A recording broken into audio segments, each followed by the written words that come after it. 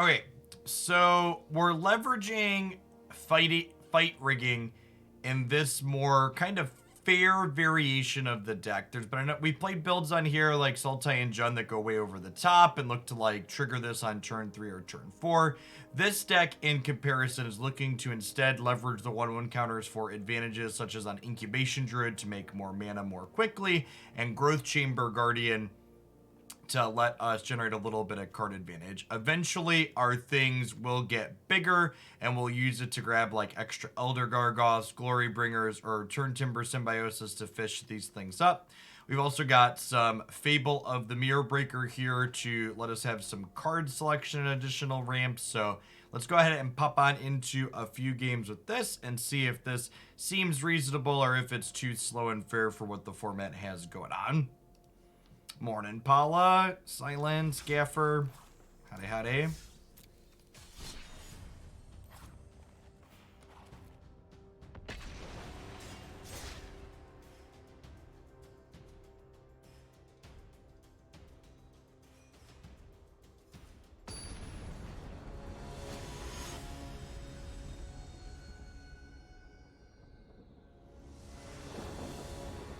Alistair.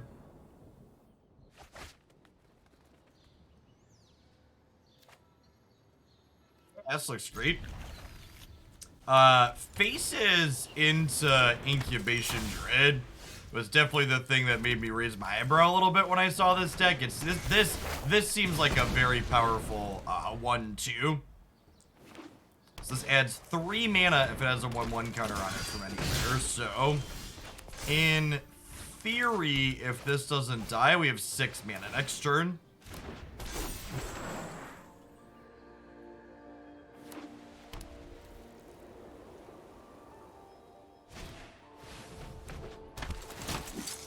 And it's out of here.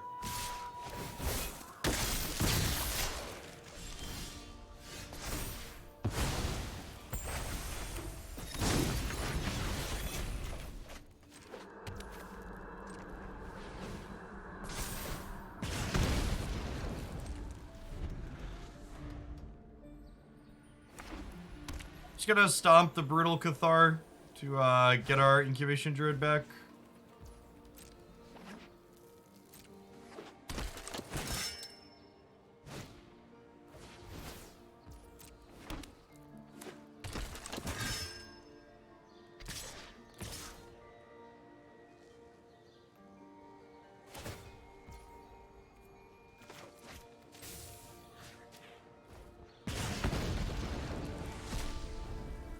Going on, yep. Yeah, the patch will happen when it happens.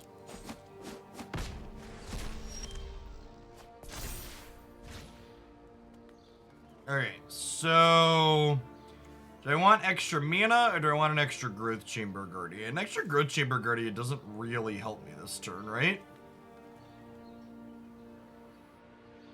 I guess I kind of want to put a 3/3 and a 4/3 into play though. The Sheffet Dunes looming is a little scary. Let's them give everything 1/1 if they have another land. But it's not lethal, it's pretty close to it. So I get to go trade with the Cathar. Oh, these are all humans. Oof. Yeah, super dead. Our deck definitely felt bad and slow and fair this game. We're also on the draw, though, which probably didn't help, so let's see how it feels on the play. Oh, there's 4 Unchained Berserkers in my sideboard. Sure, yeah. All right, we take those for certain. Our audio didn't even last the first game of the first match. It's a good beat. Thanks for the 7 months, Gaffer. Good morning, good morning. Trim in here. It's a fight rigging out matchup. Feels like a fight rigging out matchup, right? If they Thalia us, this is super awkward. Kumano into any of our 2 drops seems excellent, so I don't think I'm trimming that. Maybe we cut one of the 5s too, just like pull the curve down a touch. I don't hate that. Hey, Heathen. Thanks for the over 3 years. Good morning, good morning.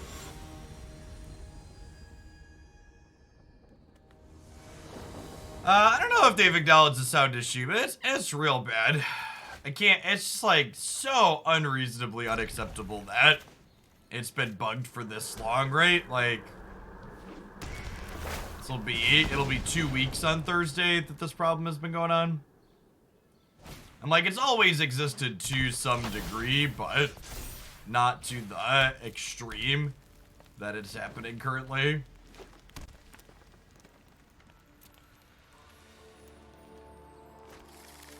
I do have a soft spot in my heart for this guy.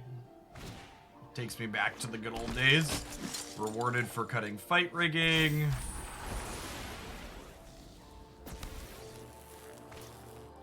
It's my protection from white card. Enjoy. Magic's fun.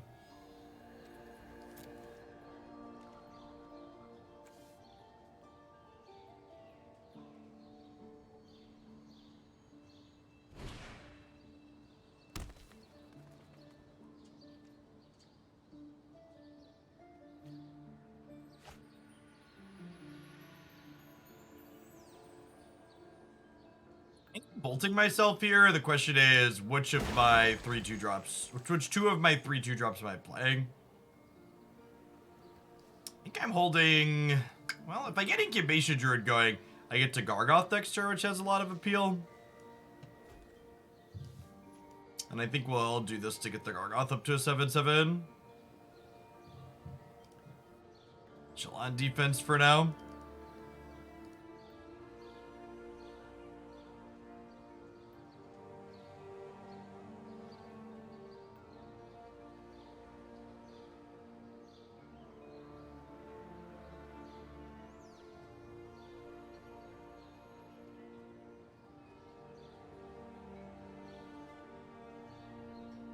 I think with the Gargaroth played out here, we'll start attacking with the Unchained Berserker. They have a brutal Cathar. We end up a little bit sad, but outside of that, I think this, we need to start closing the door here before they go too wide on us. Really? They're attacking? Okay, sure. I mean, I guess they don't get that much better.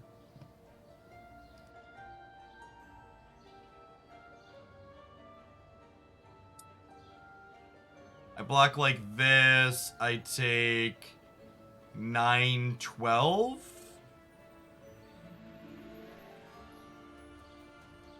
I don't need this. I'm gonna use this as a gain 5, I think. Make a 3/3 here. Well, then the weirdest part about this attack is it gives me, it's just like a concession attack, because they're just like almost done on the backswing, right? I should have counted if they were actually done on the backswing. It's pretty close, right? This is 4, 7, 14. I actually just did. All right.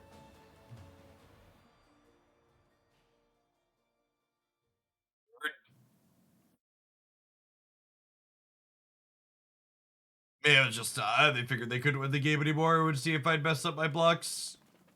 It's a pretty free attack if you're planning to top rate anyways.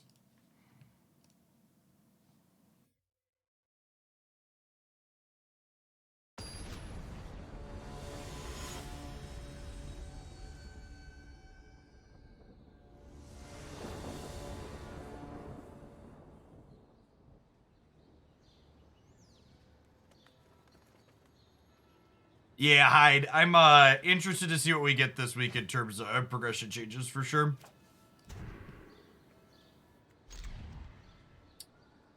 Huh. Is this Gargaroth bottom? Like 1, 2, 3 here already? It's the part where we die horribly because we went second, right? Often how this works.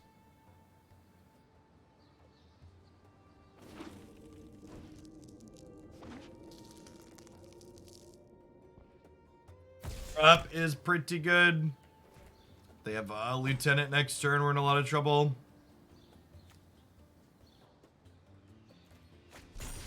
If they don't have a lieutenant, I have a 3/3 that can block, but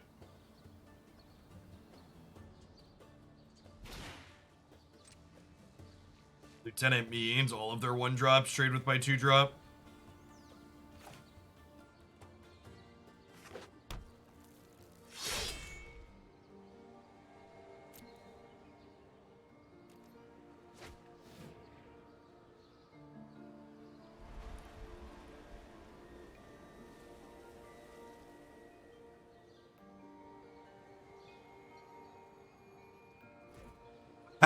Wow, Hyde, you weren't kidding. Those are all awful.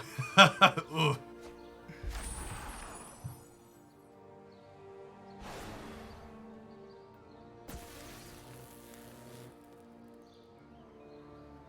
I think I'm just holding up Bonecrusher Giant here. Am I? They haven't played anything, I guess. Maybe I just like played another Growth-Chamber Guardian out, like save this for Lieutenant or what's it called?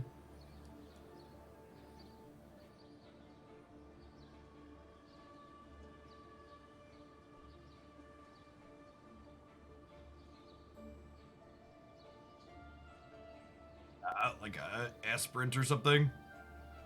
They continue to just have a bunch of 2-1s for 1. That's pretty good for us.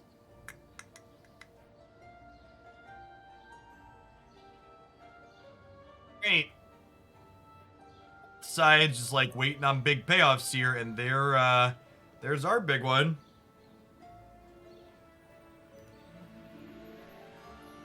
That for next turn. In the land of 2-1s, the 3/3 is king. Although I suppose they're gonna get to start attacking with giant killer here, huh? I think they diddle our 3/3, and then I'm gonna trade 2 of my 2/2s for 2 of their 2/1s.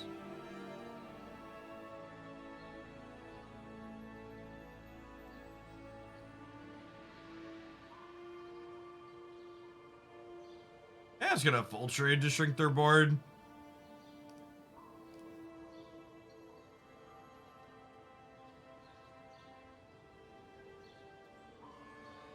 And we'll keep this. This could be a 4th Growth-Chamber Guardian in a pinch here.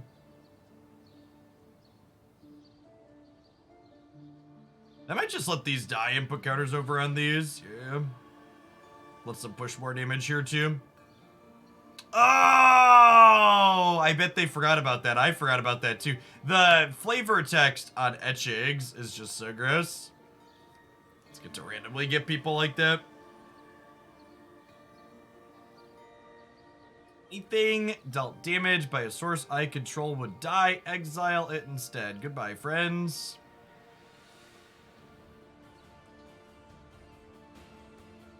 They can hey diddle diddle the Gargaroth here, so...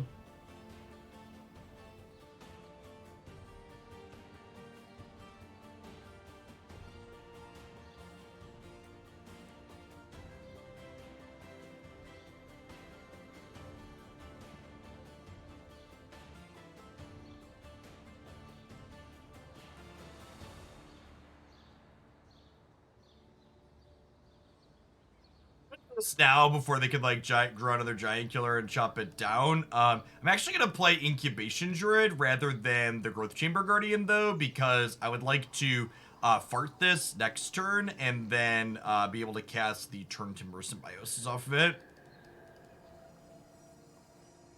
Yeah, the patch this week is supposed to make changes so people that aren't deep into pool 3 don't play against a bunch of people with those other cards. It's Unchained Berserker, fam.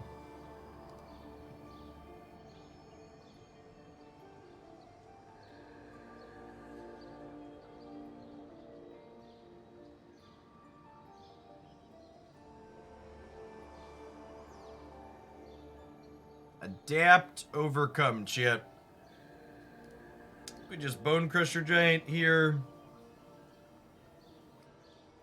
This makes 3 mana now, so we have a total of 8, so you can cast Turntimber next turn. I'm a little surprised they didn't fire up the Cave of the Frost Dragon to hit us last turn. I guess if they fire up Cave, then my Elder gets to start attacking, so maybe that's not worthwhile for them. This Turntimber hits another one of our bombs. It'll be lights out here. Glory, glory, hallelujah. Giant dragons blowing through ya. Do do do do do do do beep beep beep beep do. All right, chat. We're on the scoreboard to start the day. Let's do it. That is multi-format all-star Unchained Berserker. There are 4 of them in our sideboard.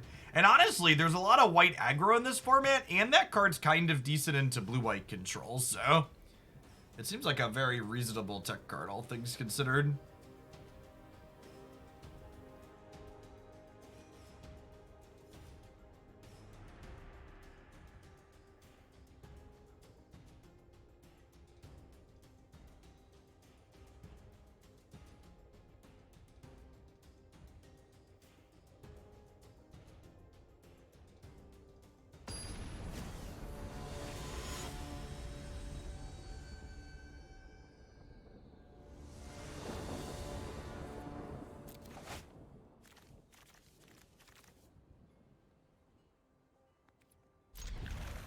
Llanowar Elves turn 1 chat. Lovely. It's Unchained Berserker against blue-white control what a Danto Vanguard used to be. Not quite. So the big appeal to a Danto Vanguard was that it could survive their various sweepers. And Unchained decidedly does not do that. It just like fades all their spot removal.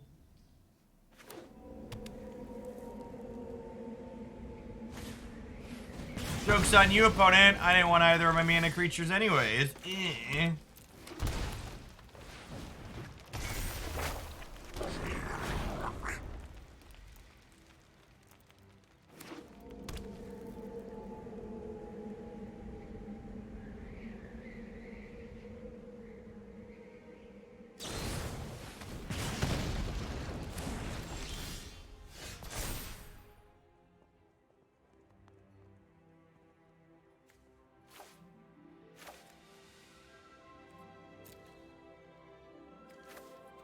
Ditch the Bonecrusher Giant here. I don't think they have a ton of things that it kills, and yeah, getting a Gargaroth here seems like a lot of upside. Do you want to try and find our 5s, basically, I think, in this matchup? Gargoths and Glorybringers.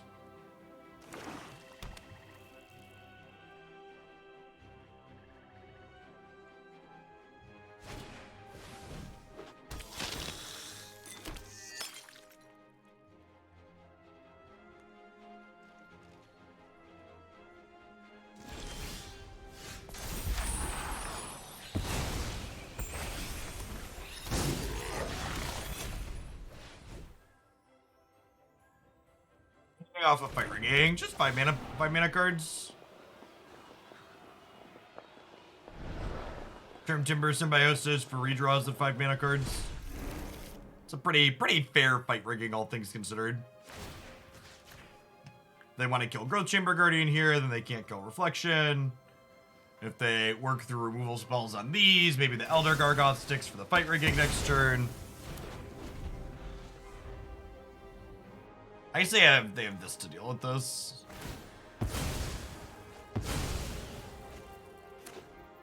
Please tap out. It's my turn. This'll be easy.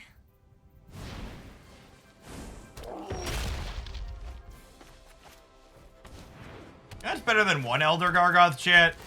2 Elder Gargoths. Oh,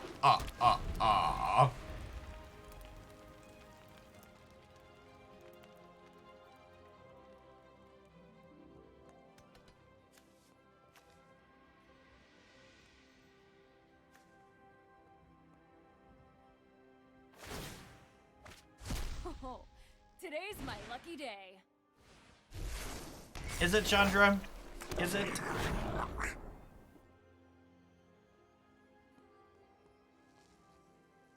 I spread out the love with the Fight Riggings because, they're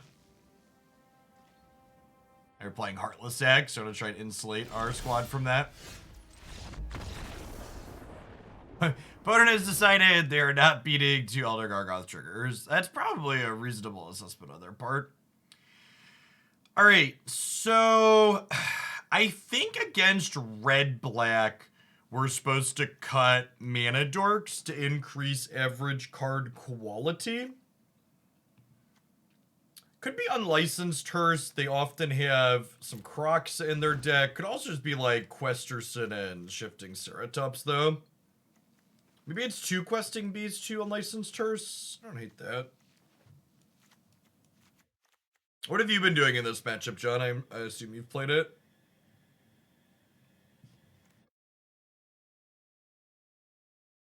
I think I like keeping Incubation Druid because of the potential for it to go really large, especially with the synergy with Kumano.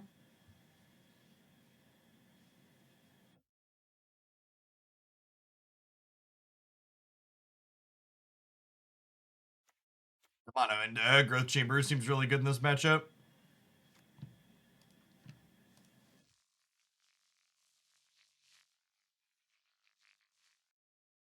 Just playing the Abrades. Yeah, it's fair. I don't hate that too. Hers is good against exactly Croxa. Feel old. What's going on, Tower Knight?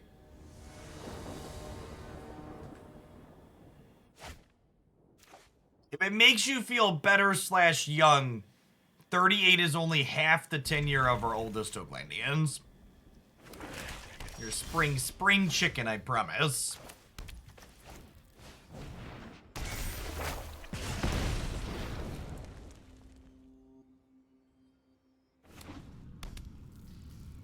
And then faces here means that this doesn't die to Heartless Act or Stomp here. I drew Growth Chamber Guardian though. Am I just supposed to do that?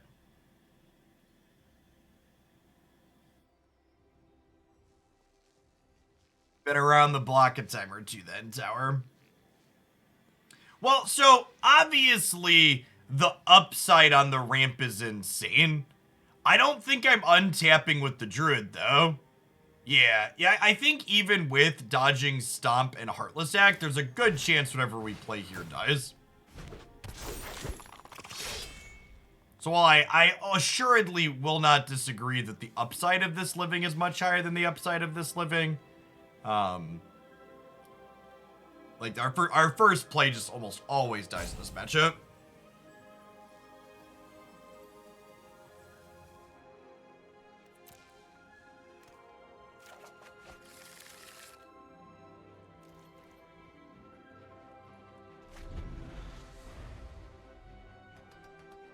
Yeah, we can still just cast this next turn and then have this on 4. Yeah, exactly. Just super rewarded for our sequencing here.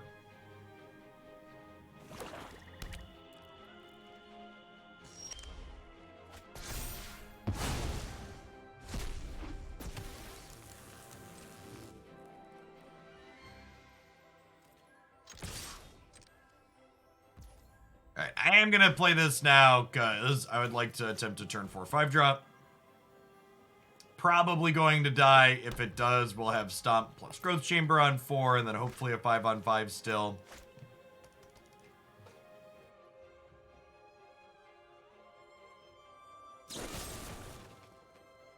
They did have Heartless Act on turn 2.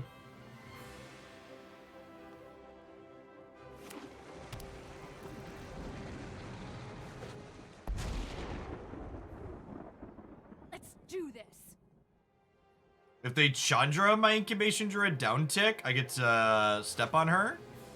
They could have a Stomp off of the mana is very good, obviously. Yeah.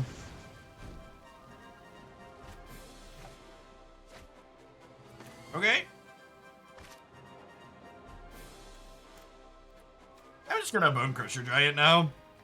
Just be resource efficient here. Don't have a ton of things we want to stomp in their deck anyways. Yup, you're going down. I'm yelling timber, do do do do, do do do do, ba da ba ba ba, do do do,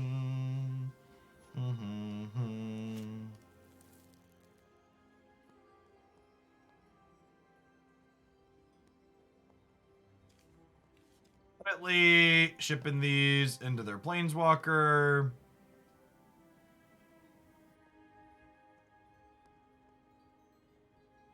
Do have a little bit of a sustained source of card advantage. We did exert the Glorybringer here, but I think it's right to take their threat off the table. Noxious Grasp. Sorry, friendo.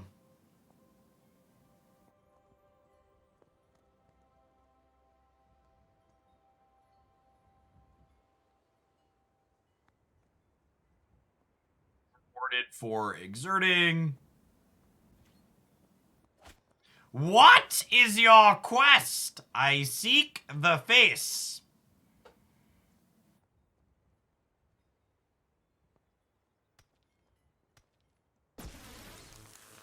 Top deck hero. Bum bum bum ba da dum bum. Crunch this Chandra. Bum bum bum ba da dum bum.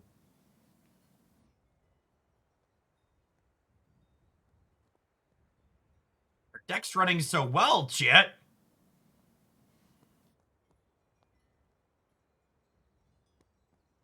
Why so many words on just one card?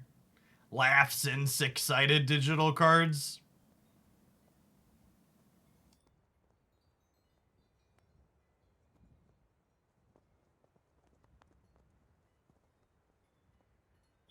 The hits keep coming and they don't stop coming.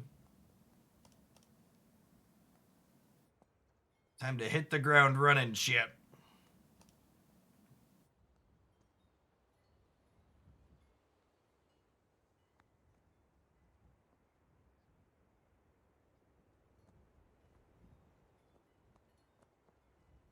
Call me Tim, bitches.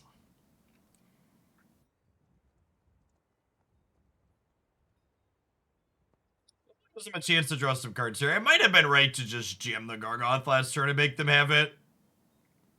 Alright, chat, they had it. Noted. Rewarded for our patience. Go down to 11 here. Am I bolting myself to get this 2-2 into play? I think so. They do have 2 shots at a removal spell here thanks to the Fable.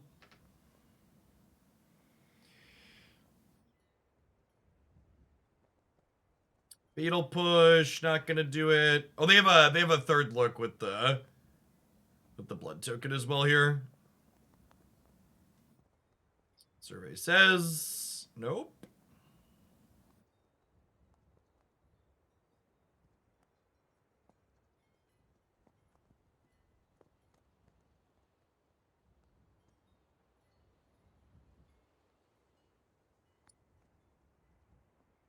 I have one more Growth Chamber in my deck, right?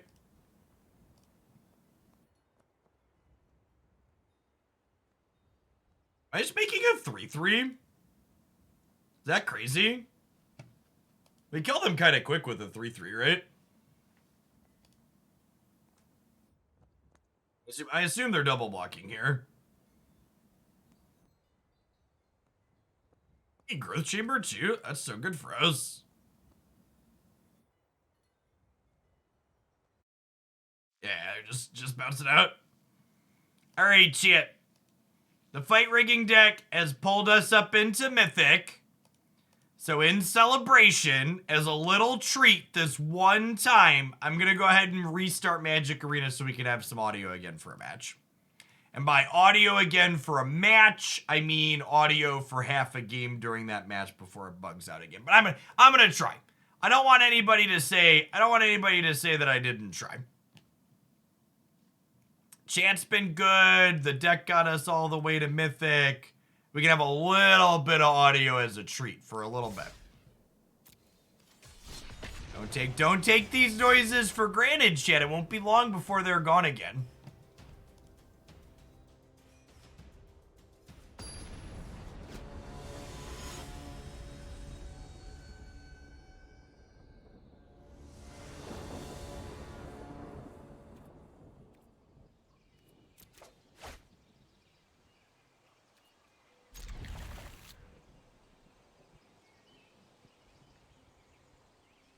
I got multiple people are like, oh, we thought we were gonna get a Grixis deck. No, I want to do a full session with this one.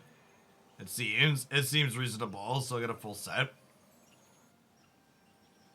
Well, maybe we'll do some Grixis. We'll do some Grixis and Explorer tomorrow. Great hand. I think our hand's only okay.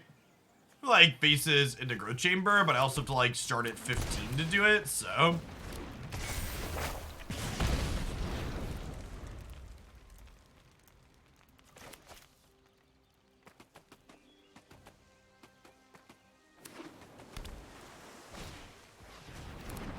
We're gonna do a little bit of Standard as our second deck today, actually.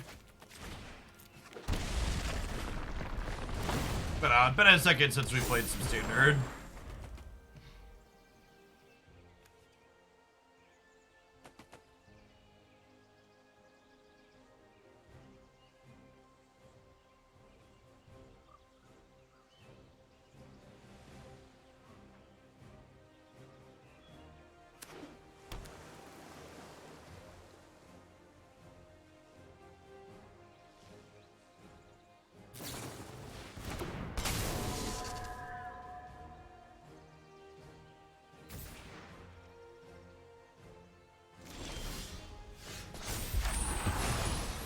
Shit! Is this good? Anybody, can't let me know in chat is the turn 3 Gargaroth good on the play? Let me know.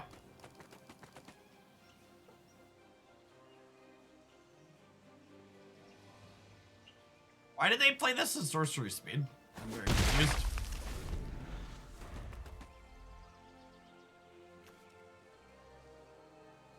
I don't understand. Please help me understand. That's true. We Gargothed along with an additional spell. Dies to Doomblade, not playable. Doesn't die to Unholy Heat anymore on Arena.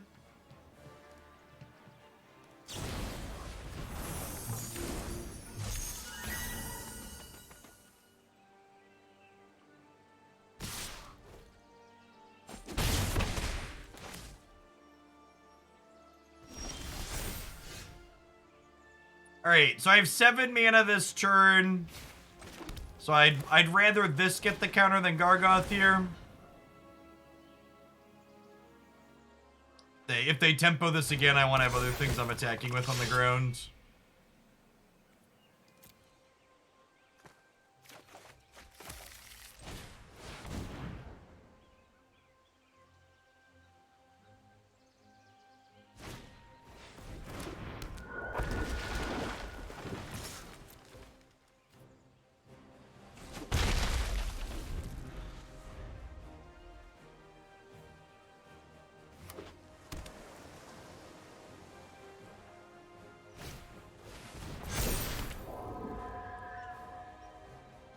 Last card, another Brazen Borrower? Does not appear to be the case.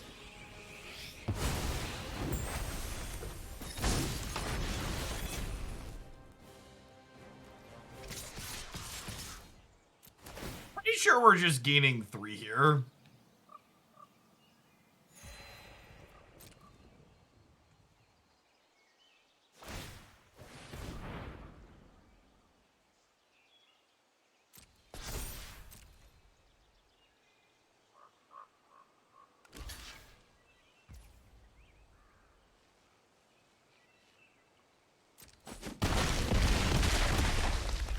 Ready to see this person's entire career be ended in one fell swoop, Chip?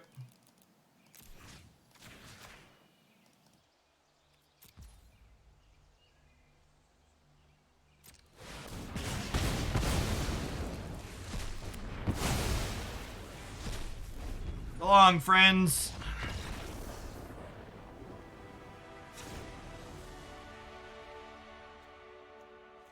Reckless rage.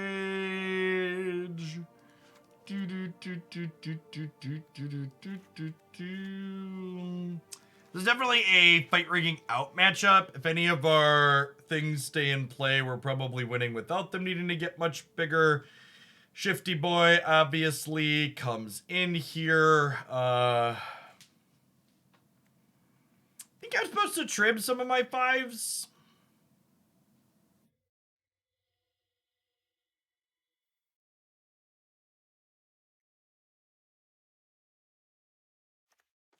I'm supposed to trim some of my 5s. I'd rather have Gargoths or Glorybringers. We could Coward split them. Yeah, is it better? It might be better, actually.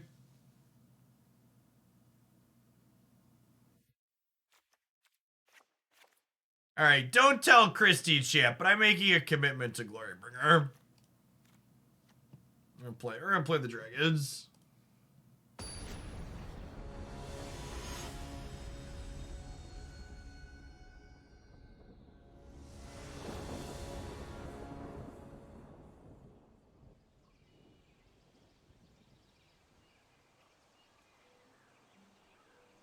Going on, Fish Lamp? Thanks for over 3.5 years. Welcome back.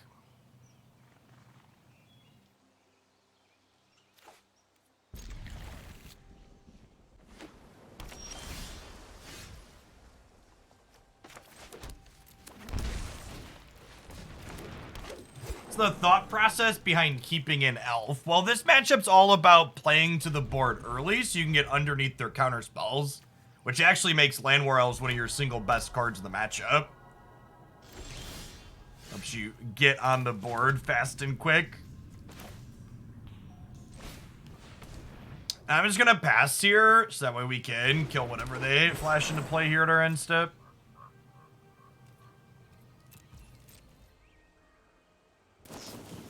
You basically only want to cut Llanowar Elves in attrition-y matchups where they're going to go super long and your individual card quality matters.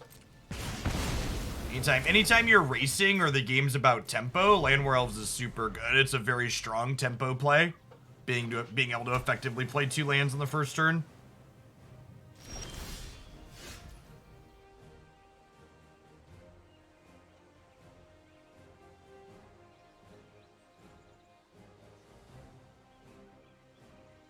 I'm definitely not bolting myself, so the question then becomes, what are we playing this turn? Do I want to give them a window to untap with a threat? I think the answer is yes, that's fine. Enough faces plus Bone Daddy. Oh, you know what? My sequencing here is bad. If they have the counter unless I pay 1 card, I'd much rather they counter Kumano than Bonecrusher. So I should play these in the opposite order here. Yeah, that one. Lofty Denial. Is exactly the one that got us here.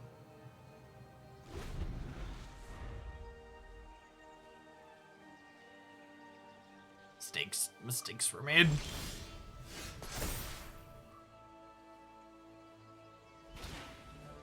Okay, so I don't think we play Glorybringer this turn because if Incubation Druid resolves this 1/1 counter, we're going to be able to play this through soft counters next turn, which is great.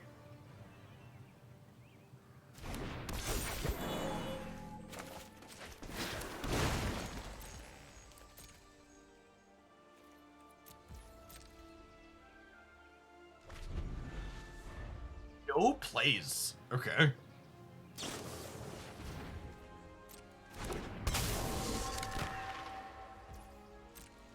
They really like casting their flash threats and sorcery speed on their turn.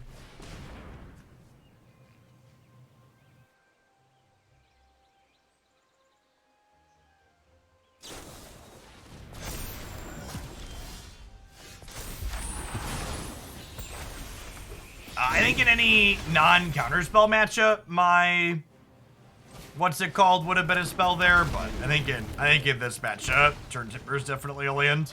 And here we even get rewarded for making it a land last turn, right? I get to Glorybringer plus fire up the Den of the Bugbear.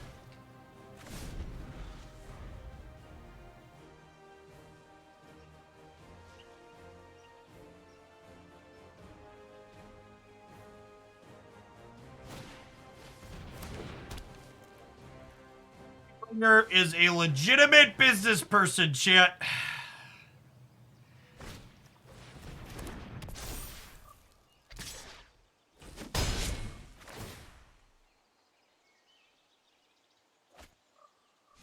Oh, that's rough, Tubos.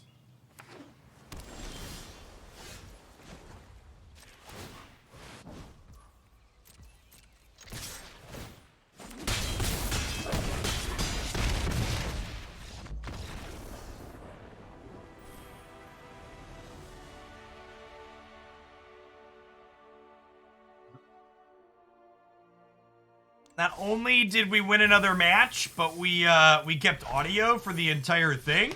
What is this wizardry?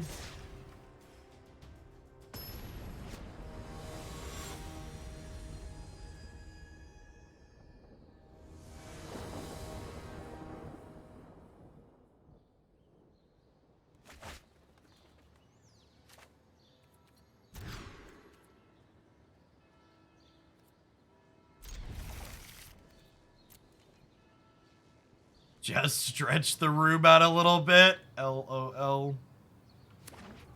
Hey, Malone, thanks for right. Hope you had a good stream this morning. We're starting off with a little bit of Explorer, and we're going to be playing some Standard after. Our fight rigging. Our green-red fight rigging pulled us into Mythic to start the morning off, which is nice.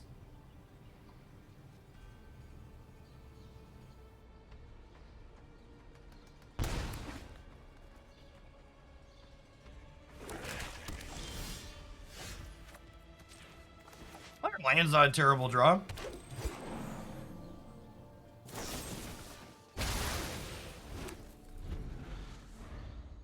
Push us up towards our 5-drops. Might get tempoed out of this game before we can leverage them, though. We'll see here. Our Bonecrusher's a nice draw. Gives us something to do on turns 3 and 4 here as we lead up into the Gargoths.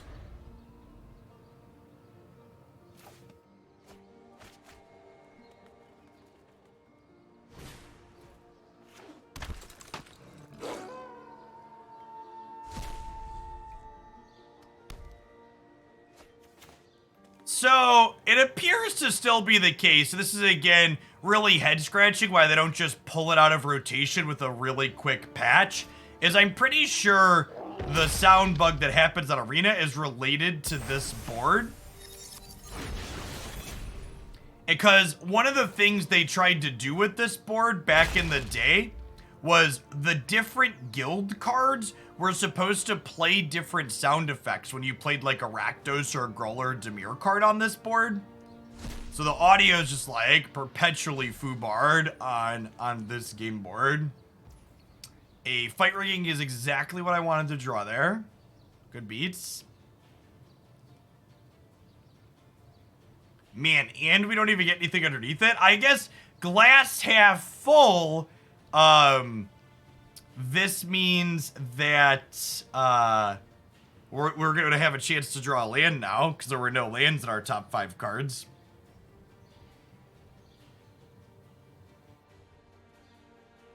Unfortunately, their land means they get to Hive of the Eye Tyrant us plus Reflection, so we're going to take... We're taking 11 here? I think we're taking 11 here, right?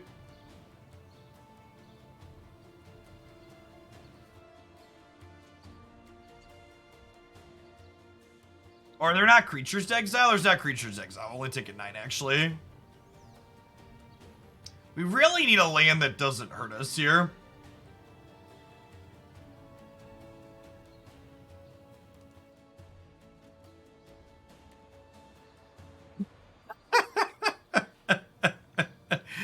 Oh, that was definitely a Magic the Gathering experience. The old no lands and 7 cards straight. Got the elves, bring in a couple of questing beasts, bring in a couple of Abrades, click submit. Glorybringer and I are happy and healthy, thank you very much.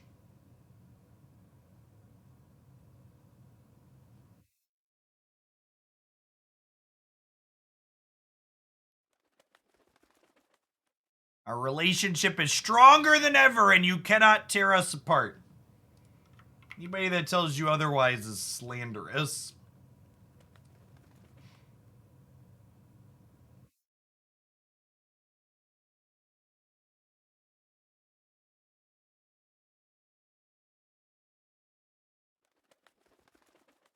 That reminds me of a YouTube comment that gave me a big chuckle back in the day. Some wanker in a YouTube comment was like, gosh, this guy's insufferable and probably can't work with other people in real life either. I understand why he's getting divorced. And I was like, man, one, really weird that people think how I interact with Twitch chat is how I interact with my wife. But two, it was like, What a weird way to find out I'm getting divorced. Toast, thanks for the brand new Prime support. Welcome to the channel. I wouldn't be able to be here without folks like you. Thanks for keeping me around.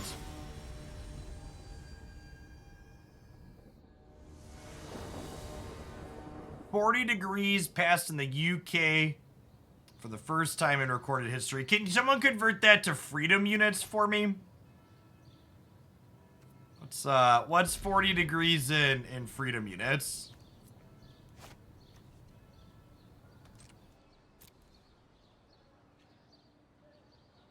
"104, 105. Oh, come on, chat. That's just like an average Midwest summer. You'll be fine. Wait, I guess before I say that, is air conditioning common in the UK, or is it not? Because it doesn't normally get that hot. That makes a big difference. If air conditioning's not common, that's insufferable. It's not. Okay, that's rough. I would like to check my privilege and acknowledge that that is miserable without AC. "Buildings are typically made to retain heat." Oof.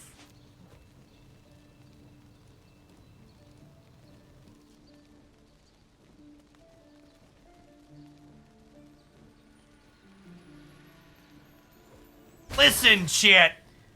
The negative people out there would like to call this the hottest summer in recorded history. I, ever the optimist, prefer to think of it as the coldest summer of the rest of my life. It's all about perspective, chat. It's all about perspective.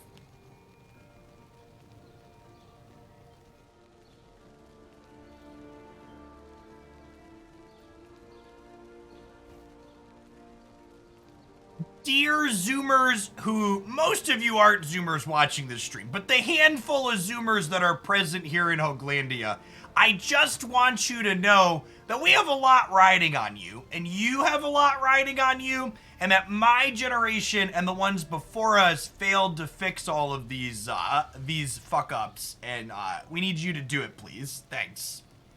I'm gonna really need y'all to step up. I blame Jeff for the hot spell. The man just spent a week with his shirt off. Listen, chat. I'm a 200-pound man, okay?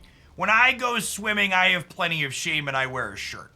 Also, if you wear a shirt while you swim, it doesn't have to just be because you're fat. It also keeps the sun off your body. It means you have to sunscreen a whole lot less area. It's convenient.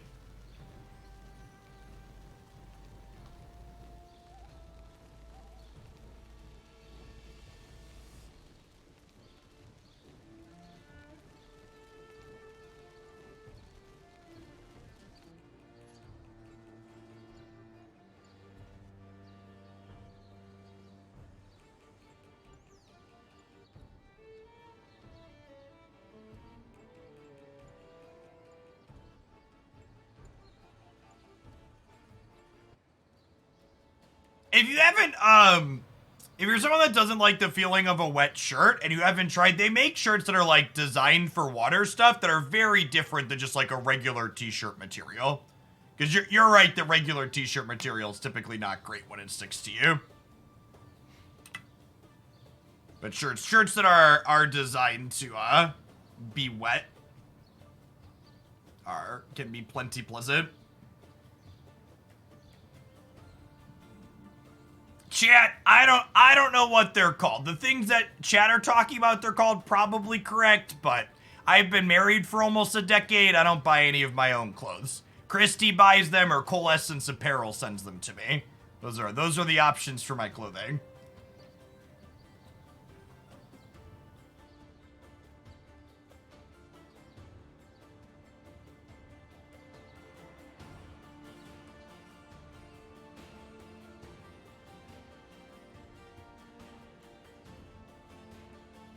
Alright, I think we're dead. I guess I can abrade something and block something else with Den of the Bugbear.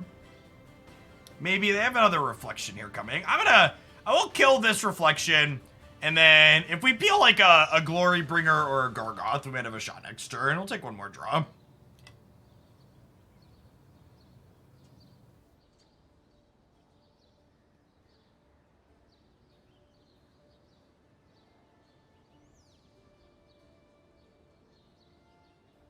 Alright, Croxa with the stacked graveyard will do it, chip.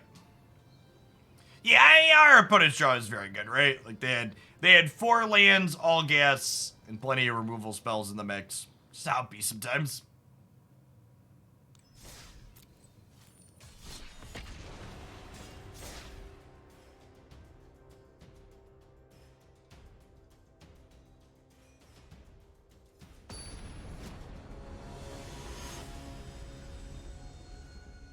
Oh, by the way, chat, because I know some of you are smart and don't subject yourself to the bird site, but Hasbro had its Q2 quarterly earnings call with its investors this morning, and Q2 for Magic in 22 was again more profitable than they've ever been.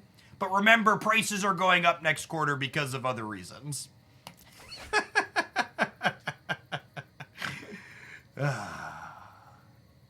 Sure.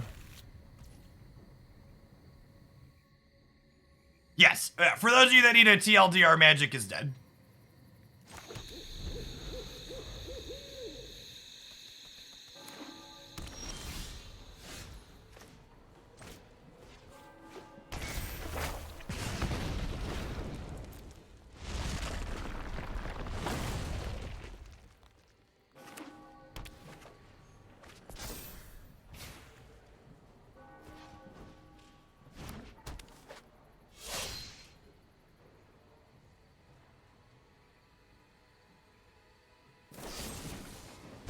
Needle push, rude.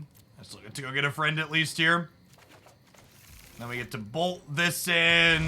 So this friend will get a friend. Always use the buddy system, chat. That way if one of you gets fatally pushed, there's more to replace you.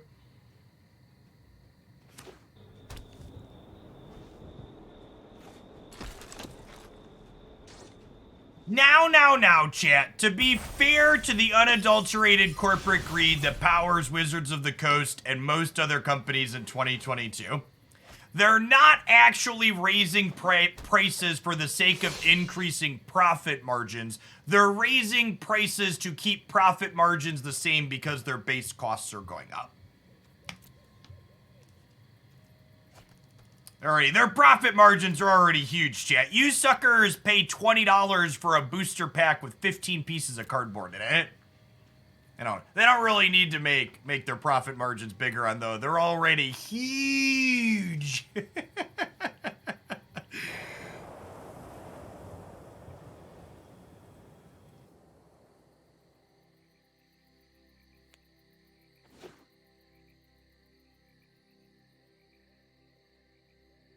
They get got by a removal spell here, but we're pretty far behind missing a land drop, so I just need to hope they don't have it.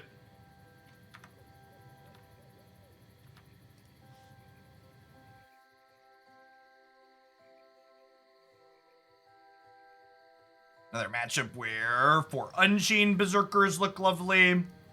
Bring in a bunch of removal spells here.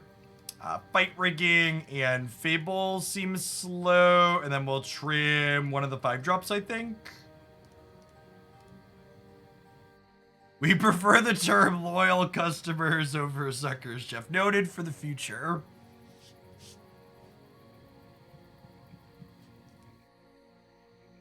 Also, just to let the record reflect that even though I'm a leftist, I'm a pretty good capitalist too, chat.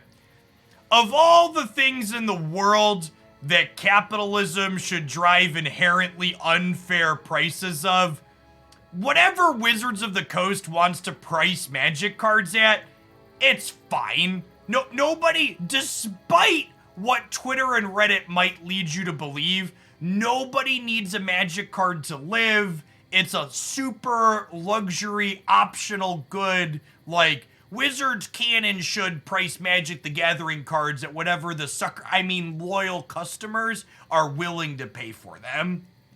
Optional luxury items are exactly what capitalism should be gouging people for. It's not housing, it's not food, it's not medical care.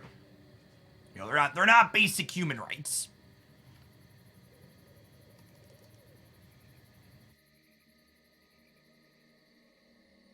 Infernflow, thanks for the over 3.5 years. Welcome back.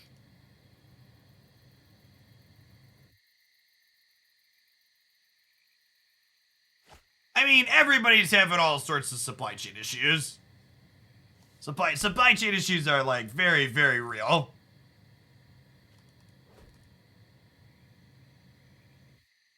It was started by COVID and then was furthered by the fact that there were a ton of logistical issues, compounded by the lack of workers, because we had a pandemic when a bunch of people died in, that those people used to have jobs.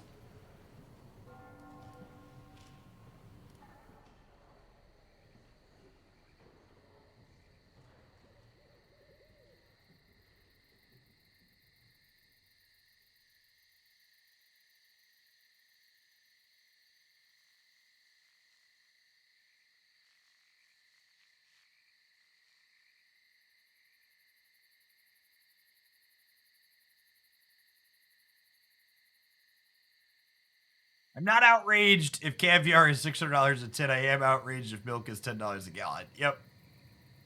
It's a good way to put it. Triumphant Adventurer in a non-digital format. Interesting. Alright, Glorybringer, go to work. Take him to Pound Town.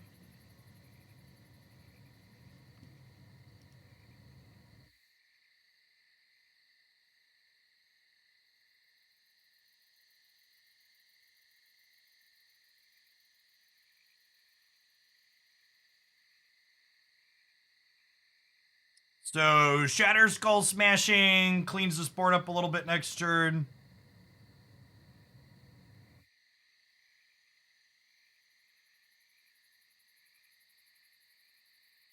That is an answer to their Cave of the Frost Dragon down the line, which is lovely. Get to assign 3 here and 1 here, and then the general bonus falls off and the adventurer dies as well. Yeah, going Tomb is a bold strategy. I guess I just assumed their board was gonna live.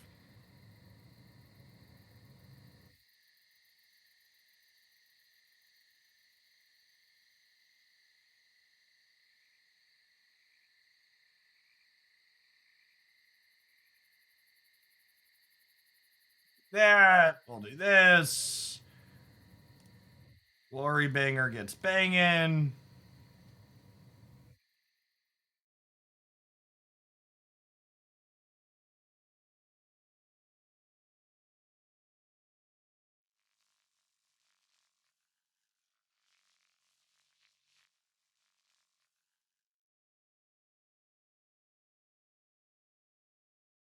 All right, I would like to take fault for bringing it up because I wanted to make a joke about the Hasbro investor call, but we're now going to move on from the topics of supply chain and capitalism in the chat. Remember, if you're chatting right now, you're a sub to the channel and you have access to the Discord server, and we have not only the politics channel in there, but there's also the capitalism casino where you're welcome to talk about stocks and markets and all sorts of stuff endlessly with other Hoaglandians. I frequent both of those channels myself when I'm not live. Let's move off of them as topics on the live stream for now. Game 3 on the draw against the aggro deck. No removal spells, but Elf on 1 is a pretty good one. We'll probably Boseiju as our first land. So we can go red here. Second Llanowar Elf means they don't interact with us. We have turn 3 Glory.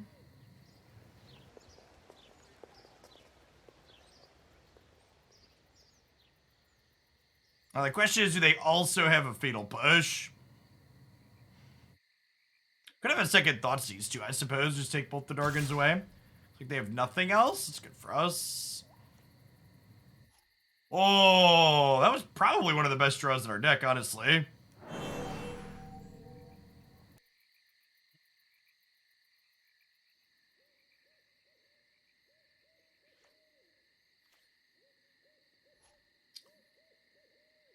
Does this feel like a Doomblade, chat?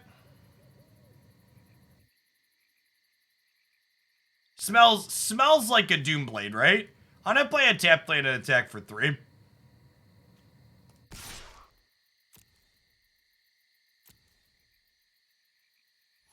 Your move, Yugi boy.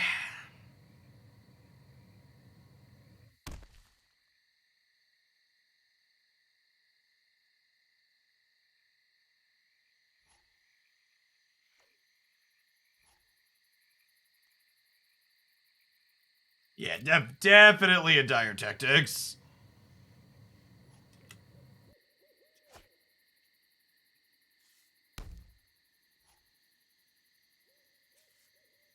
All right, there's no way they trade for Llanowar Elves here, right?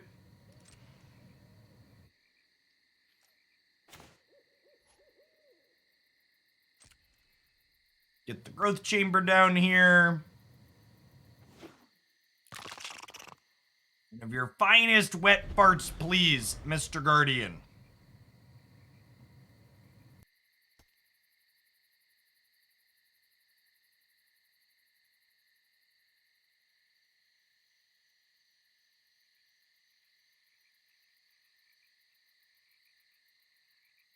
I assume this is going to die in response here, but it's going to need to work through their pieces of spot removal at this point.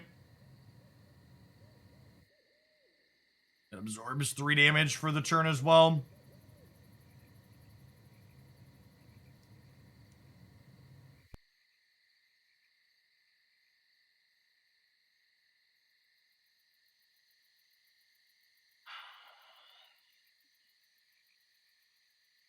Do I just Glorybringer and let them use their other one, so that way if we hit Glorybringer off of Turntimber next turn, we can kill them? I think that's the line. Just give them. Nah, I don't think I want to. Yeah, I think I want to do this. And then we have 7 mana available to Turntimber next turn.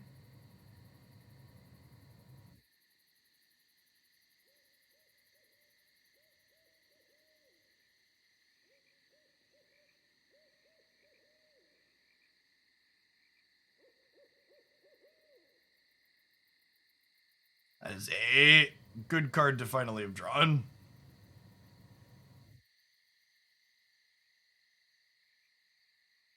Hey, hit me, dealer.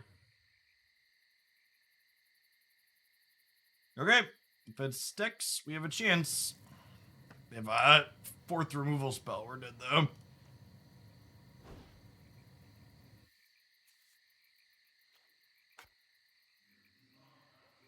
Alone.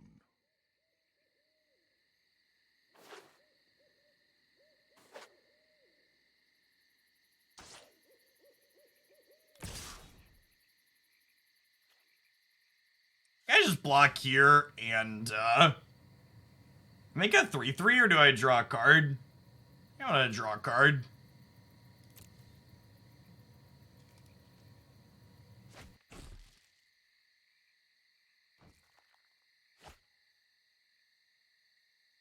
Yeah, if you hit Guardian off the Symbiosis, you get a trigger. Is that accurate?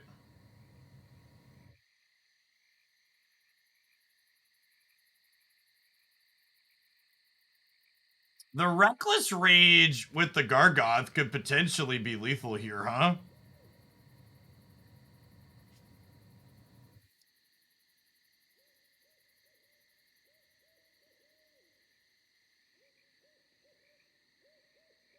Do I draw a card or do I make a 3/3? I think I'm making a 3/3 this time.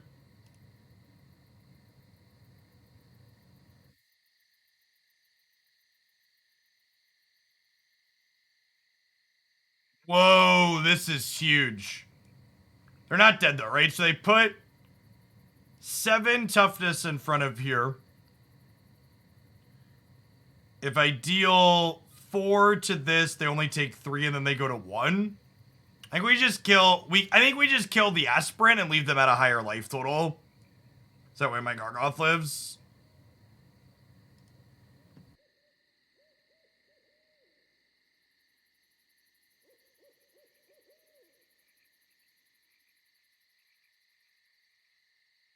No, they go to 1 with the Kumano, chat. So if I would have done 4 to the other one, they would have taken 3 down to 2. I was counting them going to 1 was including this. Apologies for that, for the confusion there. Yeah, and Symbiosis is on the table for next turn.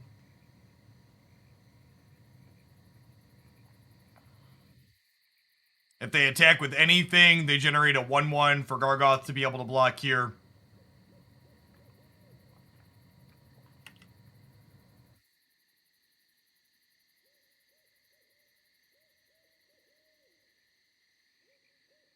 Oh, we can also just generate a 3/3, right?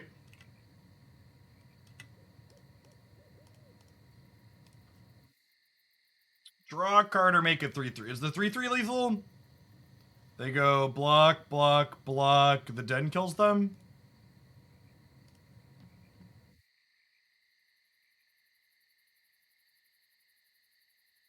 Yeah, did the creature land?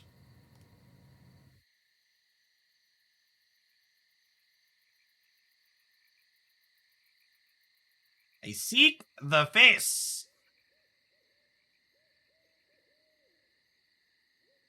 One, two, three, dead.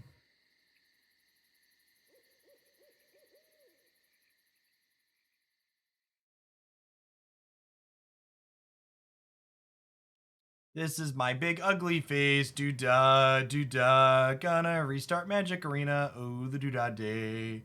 Do-do-do-do-do. Do-do-do-do-do. Bum bum bum bum bum bum bum bum ba-da-da-dum.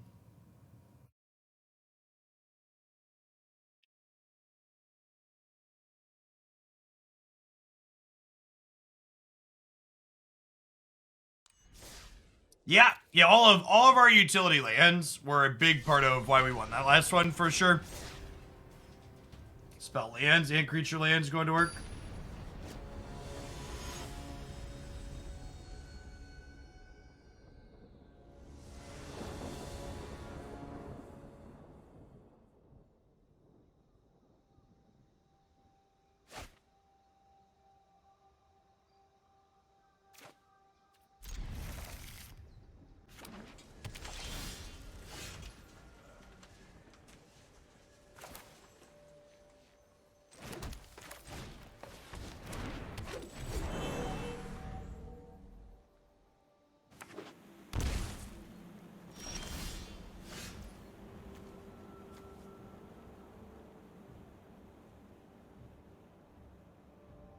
I'm just gonna Incubation Druid here, rather than play into Jawari Disruption.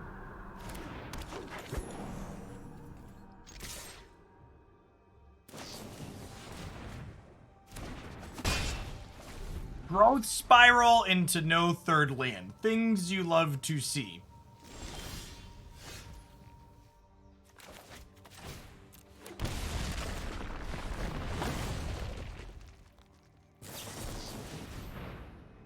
Game 1, Dovin's Veto. Sure. Okay.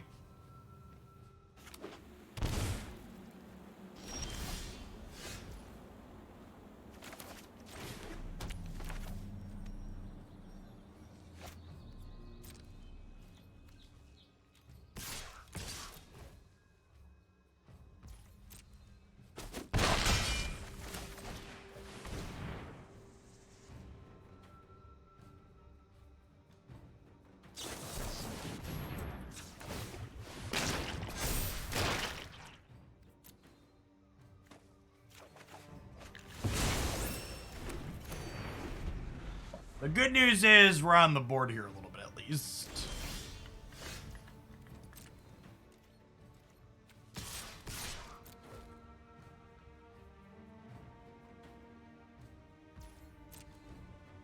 I'm just gonna pass here. Just activate the Incubation Druid.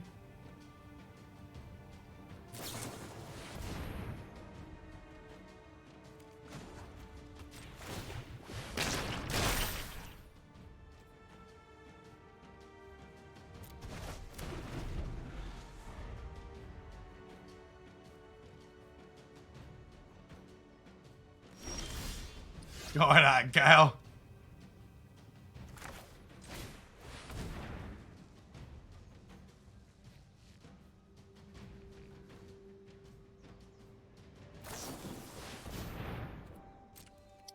This one we will put on top.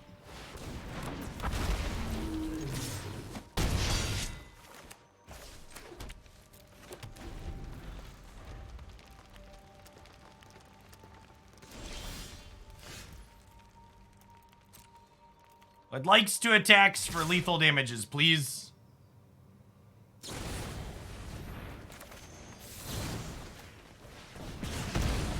And Chad, I don't know exactly what their deck is doing, but Mana Screw couldn't have happened to a nicer person is all I'm gonna say.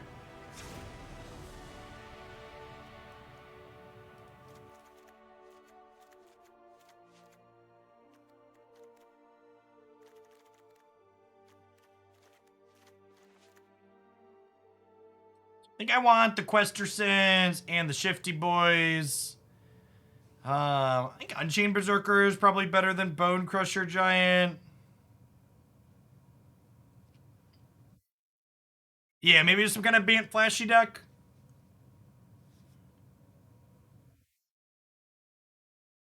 This might be an Incubation Druid out matchup. I think I'd rather have Llanowar Elves here.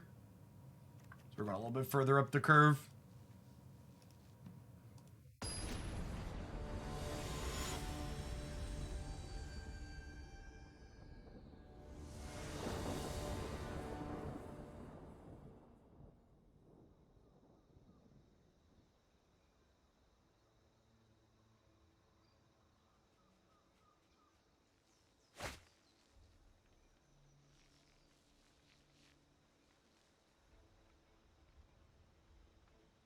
Huh? You get Elf on one, right? We can have the turn 2 Fable.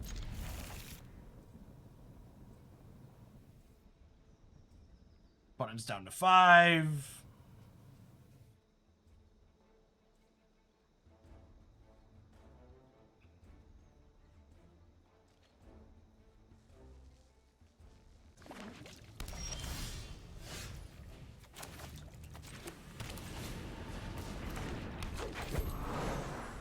To be fair, our deck's probably a whole heck of a lot better stuck on 2 lands than theirs is.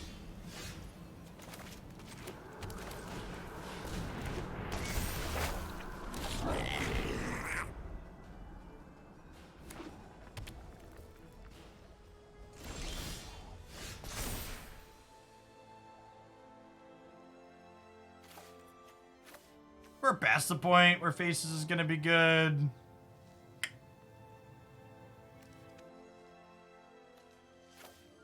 I keep the fight rigging for now. Ooh.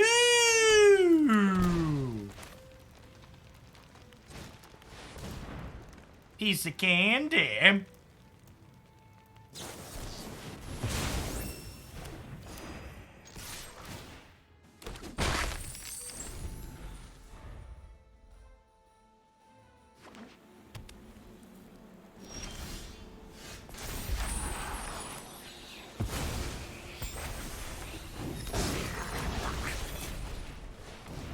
Again, it feels like kinda a little bit bad to get counter spell, but also like ship it.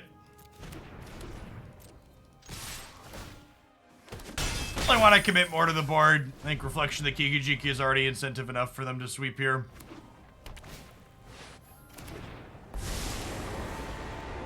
Let's slow this. Keep up the pace. Keep up the pace.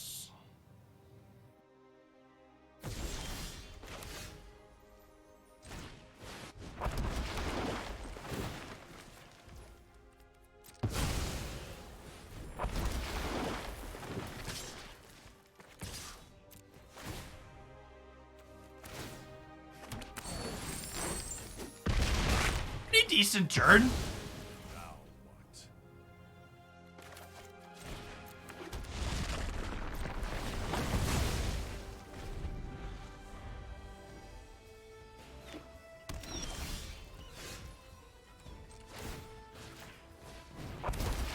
Excuse me?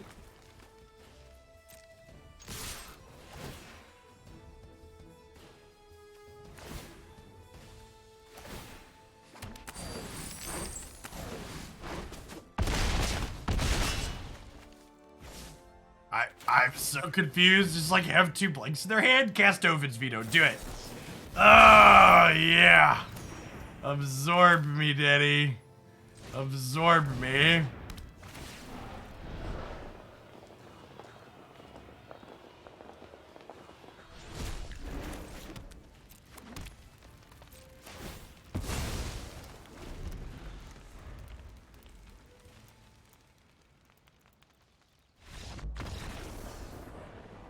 Not Gruul. Then die, chip. Smashing our way up the ladder.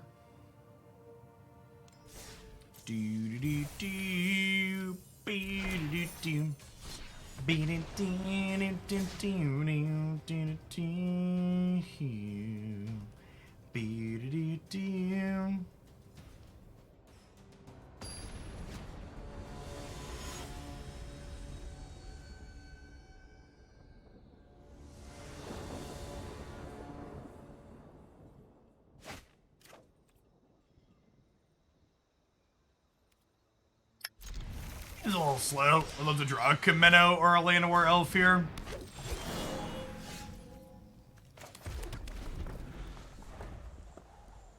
Well, to be fair, our opponent was playing some kind of weird Bant Flash variation, not straight blue-white control in that previous game.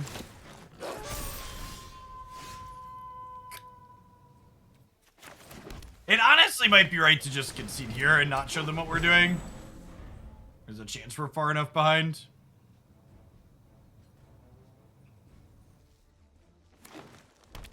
Yeah, I think Explorer has more decks with more choices on average than Historic by a lot. Historic's like fine, but it's pretty combo-centric and fairly linear.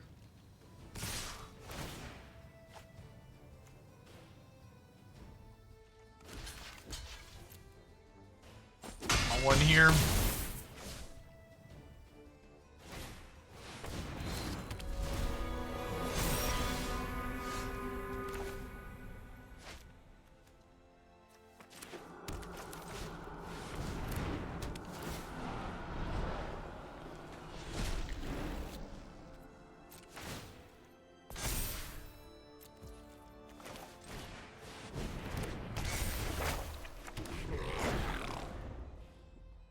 Okay.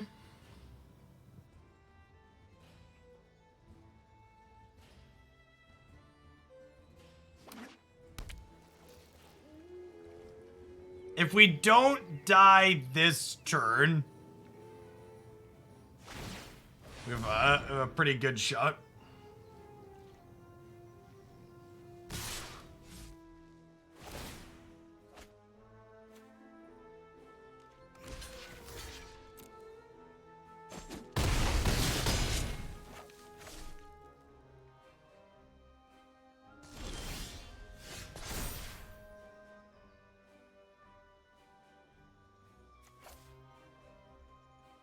I kind of want the rest of these.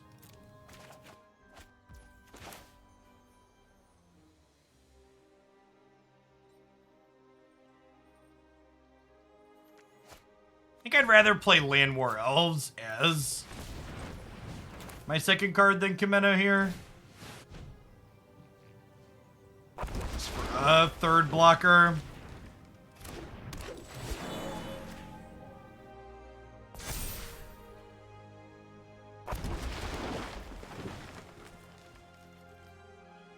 Great, these are my plays.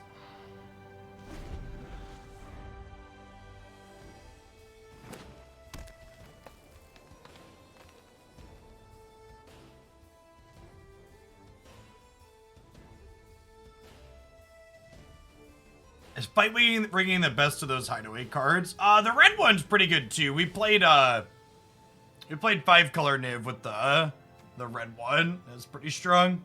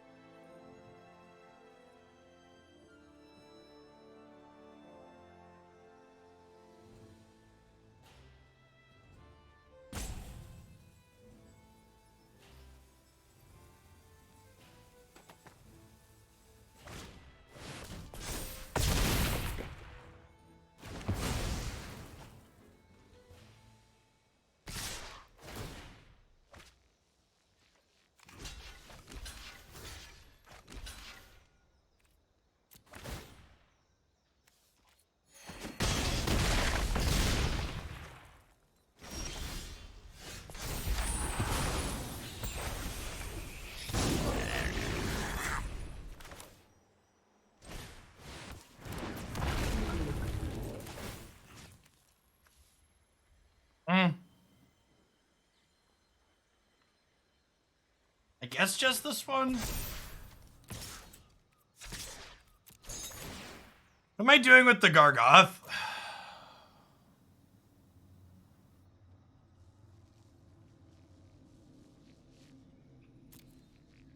I want to make a 3/3.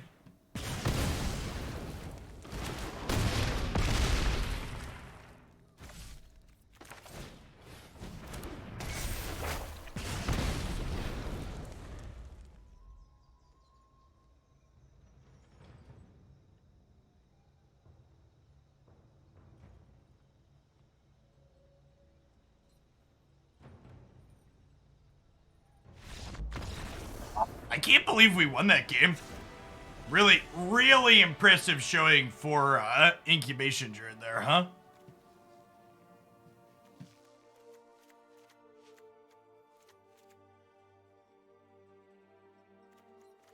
Alright, so Rage and Abrade and Questing Beast all sound good here. I think Fable comes out in the aggro matchup. Probably Fight Rigging too, honestly. Trim a couple of those. I think I like this.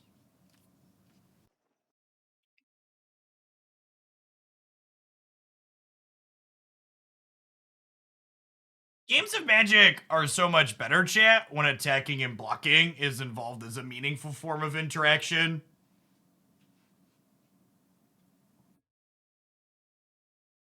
Just the most permutations in games when you have lots of creatures on the board, and both players have choices that they're making inside of the combat step.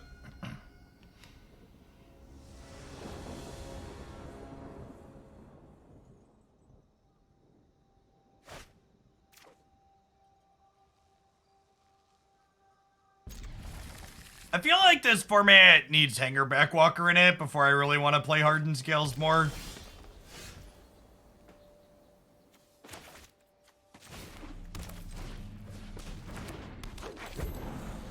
They're creatures in Magic? Yeah, they're the things that Farewell exiles.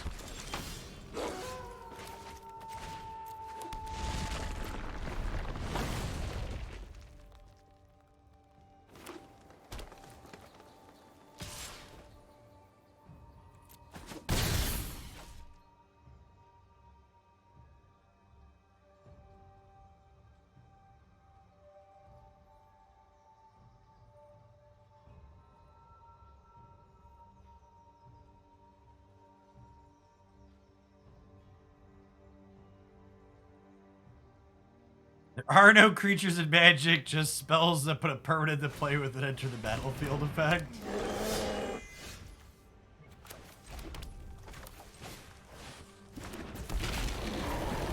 It's attack request are sent, unfortunately.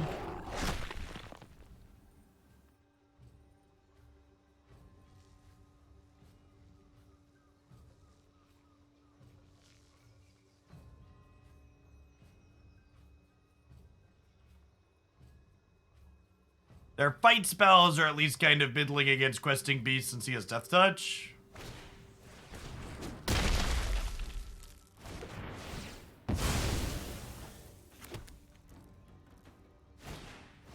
Like a 1.5 for 1.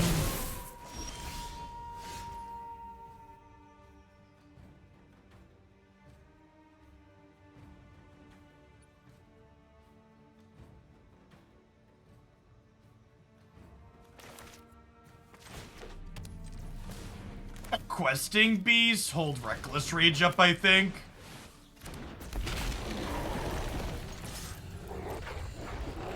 Play around another fight spell here.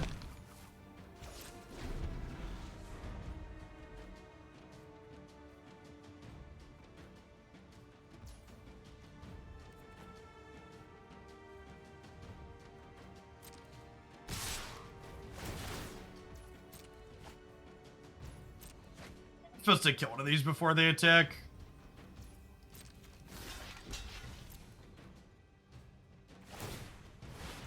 The tempo time walk here seems really good though.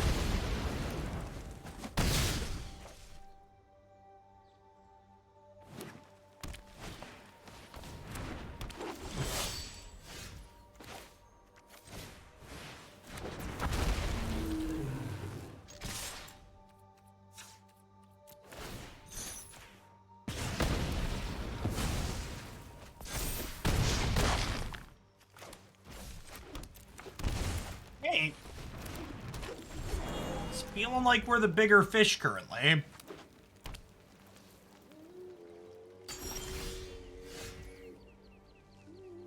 Stone cold nothing, eh?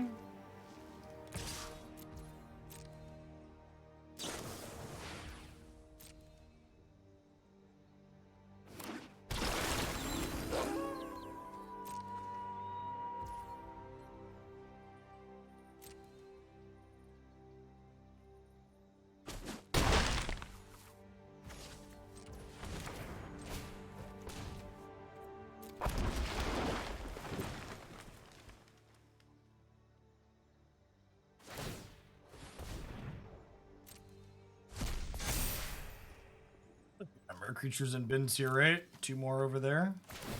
Only 3. Not too bad for us.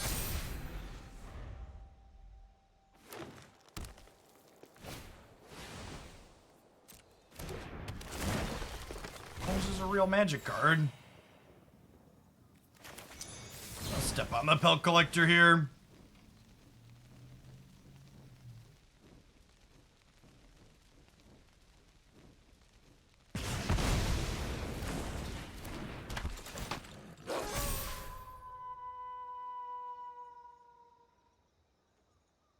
Scoos can get to a 6/6 this turn and trade with Gargaroth.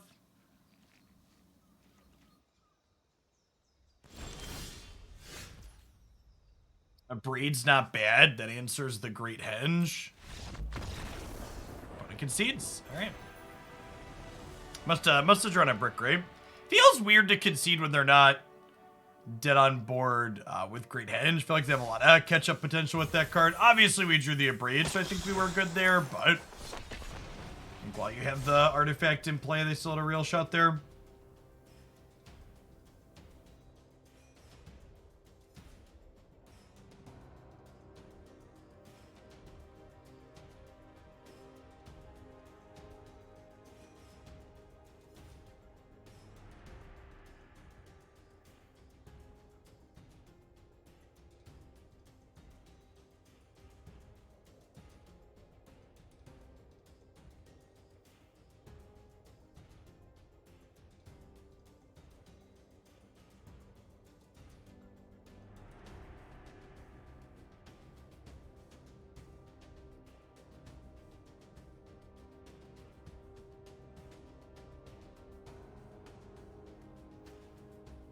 I mean, they were also, it was going to be an uphill battle even with the Henge, so they could have just been close enough to death they didn't feel like trying to.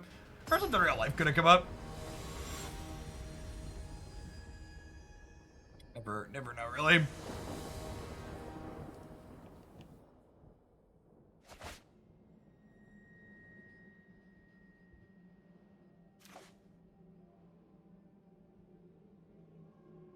Wow, yesterday's historic video on YouTube actually did worse than our Marvel Snap segment did. So, it's a testament to Snap being popular, but also a little bit of a testament to historic being kind of mid. Okay, bottom Gargaroth here.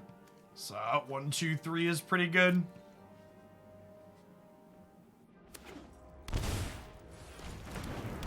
I'm curious to see how yesterday's Explorer deck was the best performing video of the day. I posted an Explorer, Historic, and Stat video yesterday from the stream segment.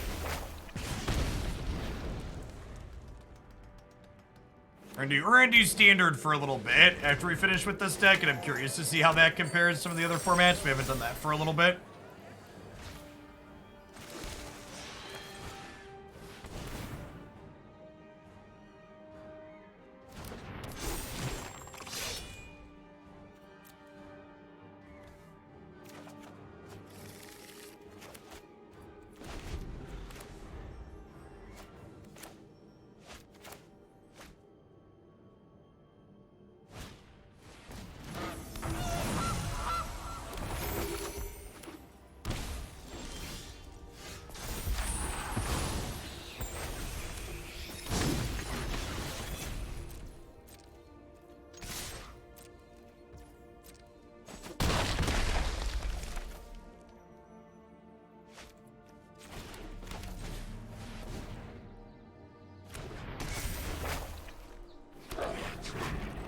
So if the treasure maker lives, we get to Gargaroth next turn, which is nice. And Gargaroth does conveniently have trample, so it gets to get over cats that are going in and out of ovens. Again, just general reminder for arena players, Explorer is a paper boomer format, so there are no digital erratas here, which means their cats can block.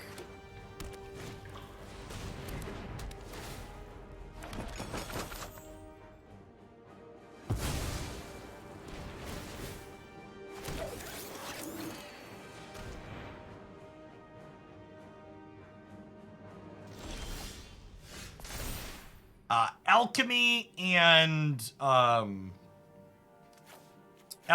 Historic have the digitally eroded cards in them.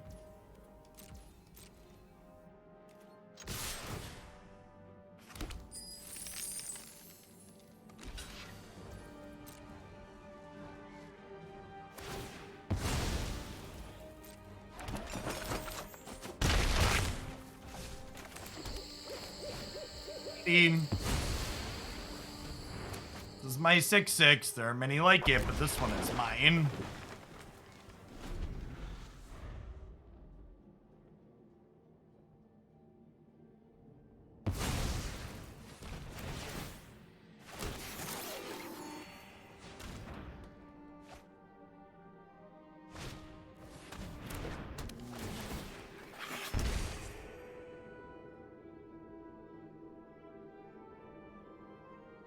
I'm gonna check my email and then get started on my 2022 taxes a little bit early. Can someone DM me on Discord when our opponent's done with their turn?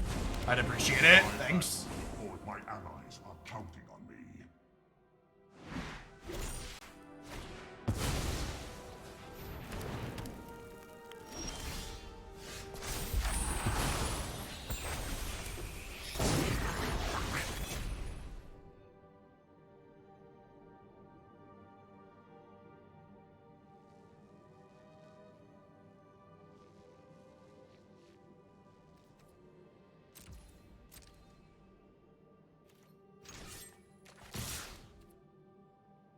My drawing cards are making 3/3s.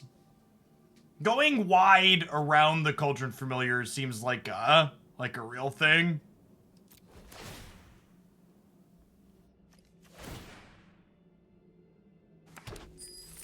Notable that our treasure tokens don't currently make mana because there's a prison planeswalker in play.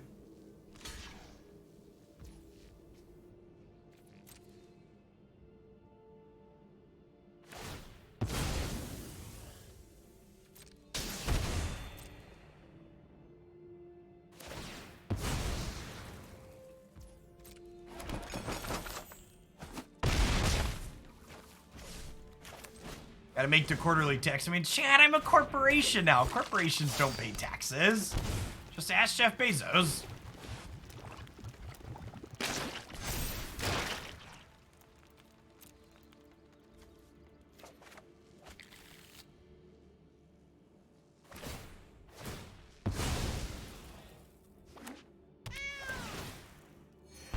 Corporations pay bribes, not taxes. Yeah, I put aside paying taxes and I've hired a lobbyist, chat.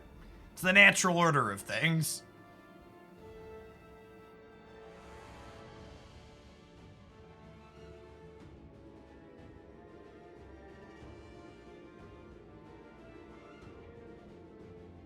You're a corporation, does that mean the mods are interns? Well, the easiest question you have to ask yourself is, are the mods paid? In fact, we're a very progressive company where the interns pay me for the privilege of being the moderators. It's a really good system, all things considered. I will not lose another friend.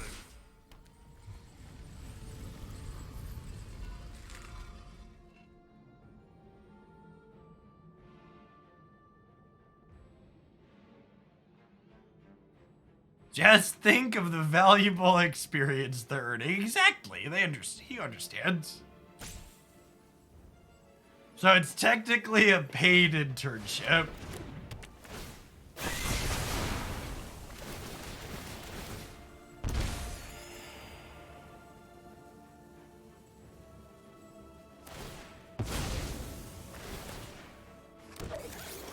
Ah, yes, Meat Hook Massacre also has its original text in this format.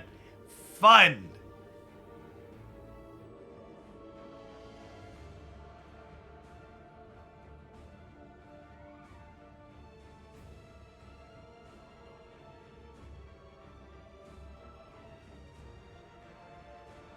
Am I gaining 3 or am I making a 3-3? I think I'm making a 3-3. I don't think I die from 12 next turn, famous last words.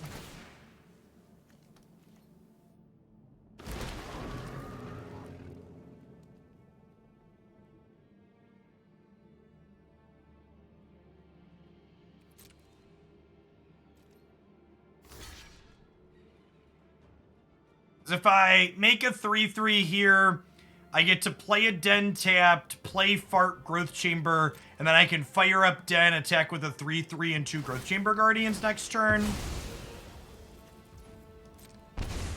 So, like, I'm hitting them for 6, but they're about to gain a bunch, right?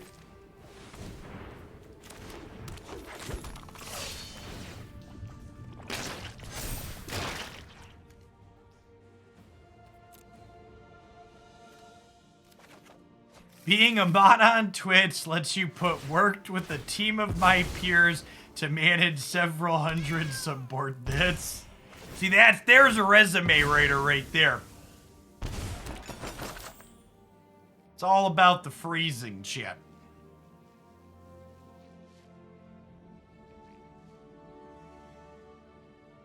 In a fast-paced, chaotic environment. There you go, chat. Every 12-month sub can put that on their resume now. You're a moderator, you've earned it. We might be dead here. Are we dead? I think we're dead. I think that short pauses it. I didn't stop and count if we were actually dead, and I should have, but... Oh yeah, Anvil's gotta be before it.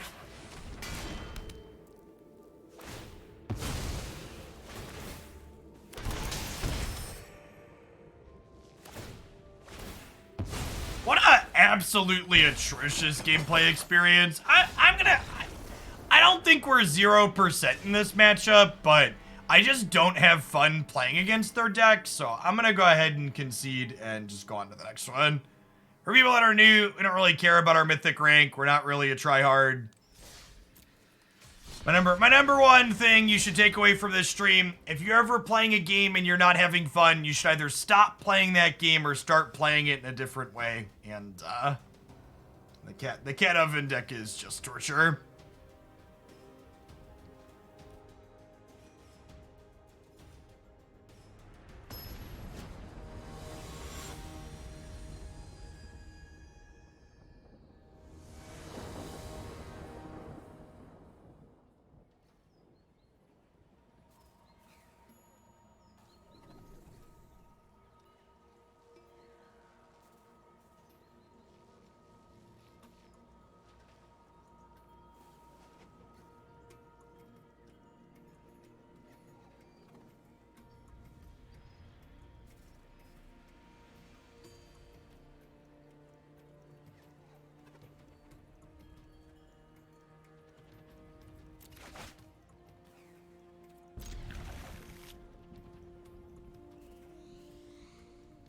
Do I want turn 2 Fable, or do I want turn 2 Incubation Druid with a bunch of counters?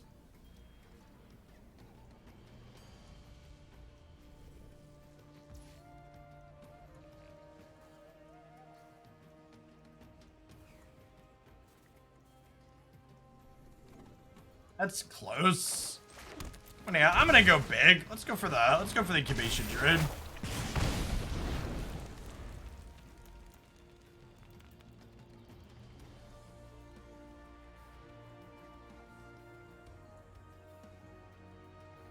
I helped fund a playground for young rural children. Accurate.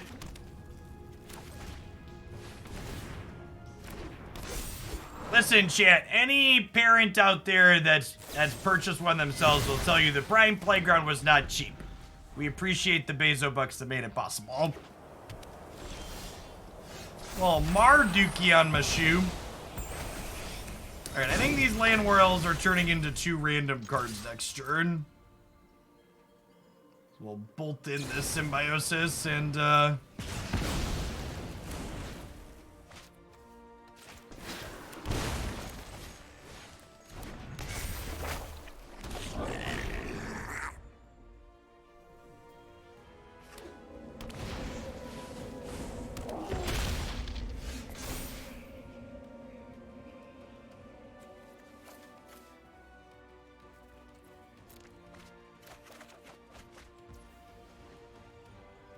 if you could get it off my property, you could have it for free, Playground. God bless. That's a good rate.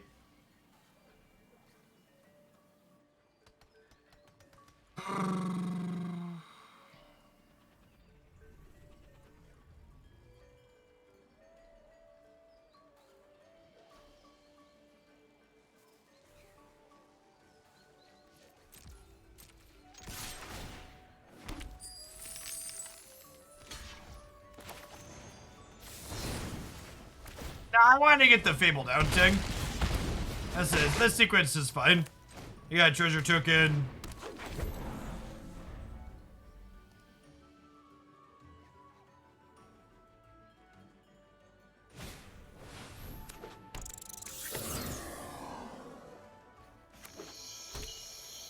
Oh, they're a Greasefang deck.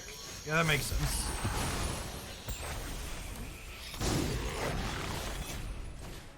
Thought they were a red-black with a white splash. There's like a more mid-range Greasefang deck.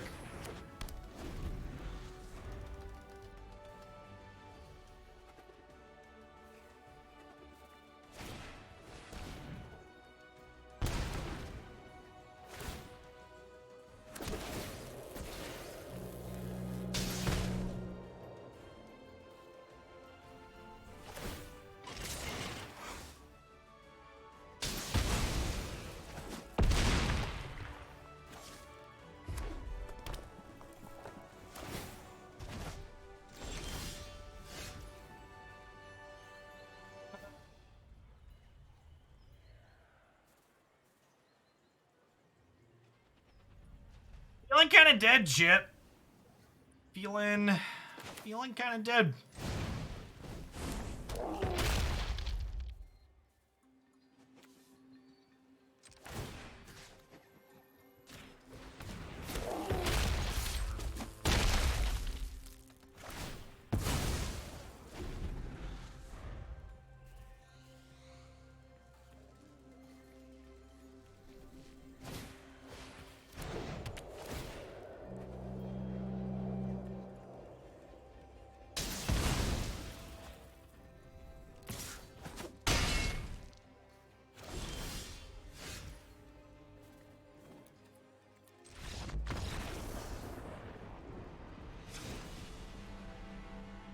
Yeah, my fun sweet deck seems a lot less good against good decks. To the surprise of few. Our deck seems worse when our opponents are playing good cards. Can't of it in now. The rat deck are giving us a little dose of reality.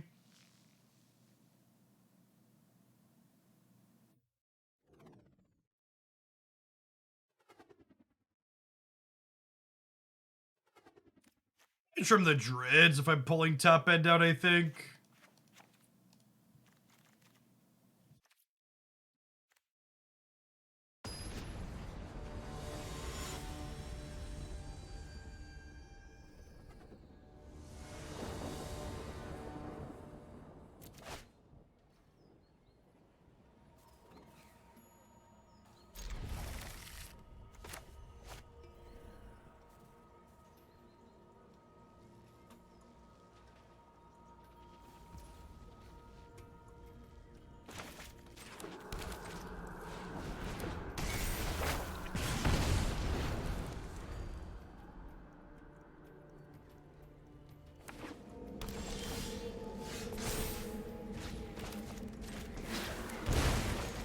No creature this turn's a little sad, but we've got Hearse into Fable here is pretty good.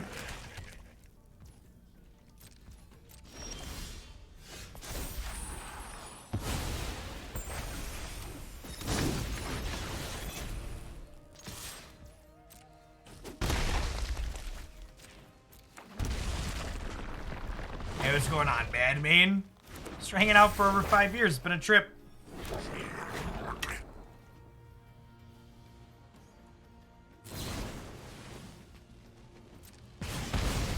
How times changed since the days in the SCG grind.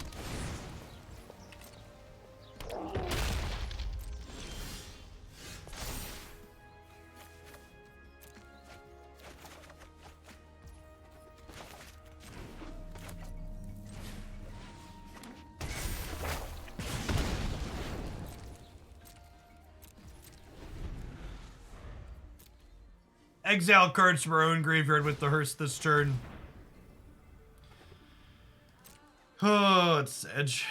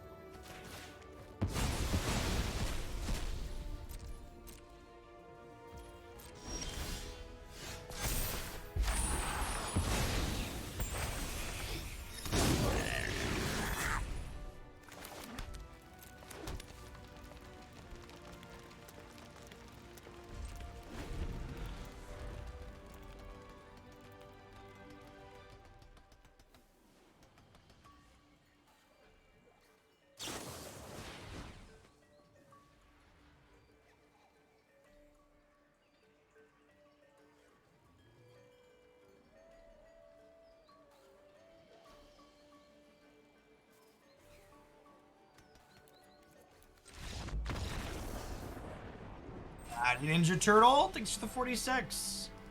Your work day's going all right. All right, we're gonna this one more shake, but we get stuffed by a meta deck one more time. I think we'll call it a day and swap over to some standard.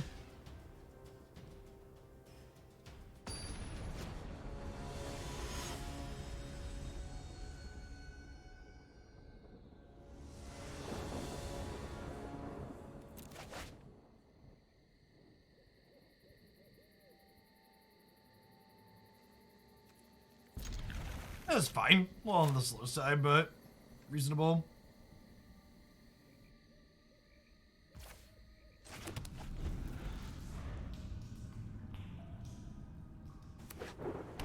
I really need to figure out this bug on my phone, chat. When I get a phone call, the keyboard pops up over the slide to answer button.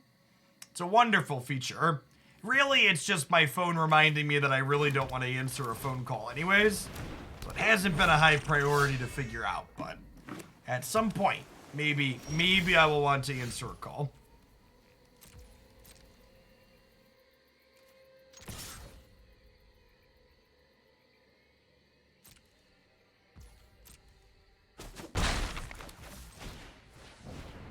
Sounds like a feature. Yeah, exactly.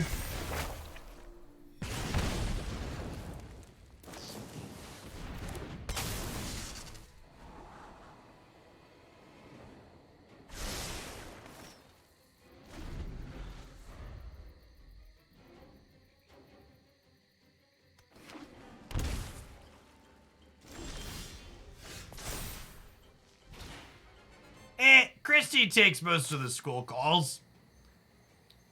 Christy and I actually switched to Verizon at some point a month or two back from T-Mobile. I haven't actually set up my voicemail box yet either. Got fairly confident it's full by now. We'll see. At some point we'll figure that out too. Anything actually important, people email or Discord me.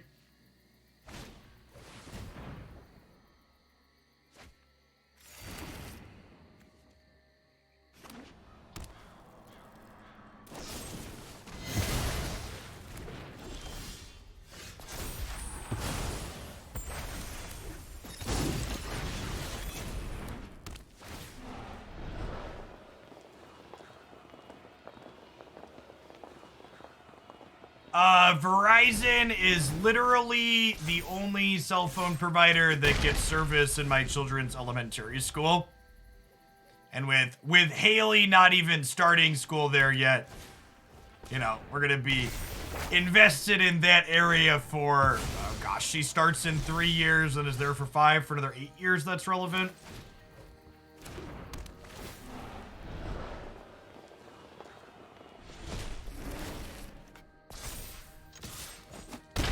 We've had fight rigging in play a couple of times today. It's just the opponent usually dies or concedes shortly after it pops off, so.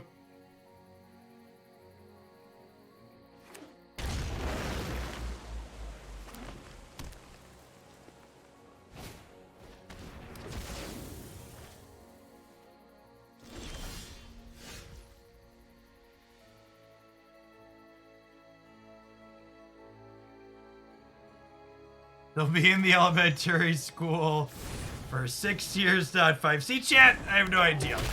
9 years, whatever. Who's counting?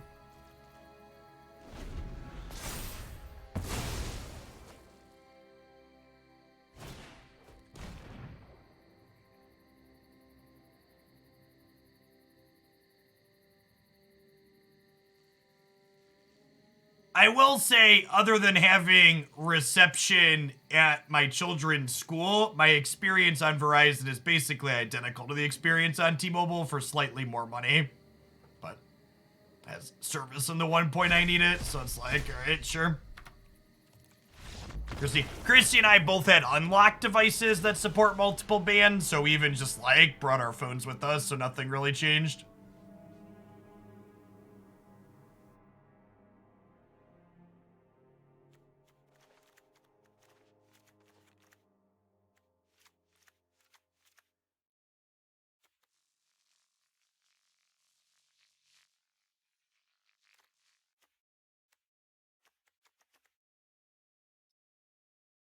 Oh, they're a control deck that Unchained isn't very good against. Bonecrusher's bad here. They would just like swap the Bonecrushers for these, or we're just like trying to have this awkward race before they can ultimatum us.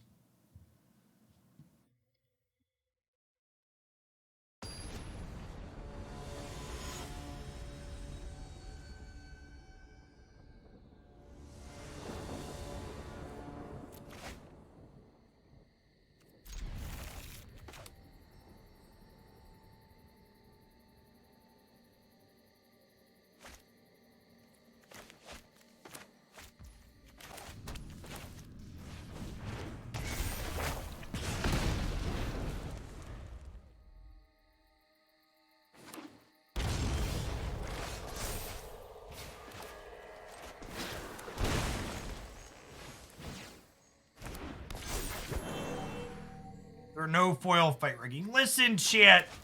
Contrary to what you think based on looking at your screen right now, I don't just buy every foil card available on Magic Arena. Most of the foils that I owned are purchased for me by chat. Occasionally, if I'm playing a deck a lot or a card I like a lot, I'll get it for myself, but I have to play a deck a few times and really like it to decide to round out the foils in it, personally.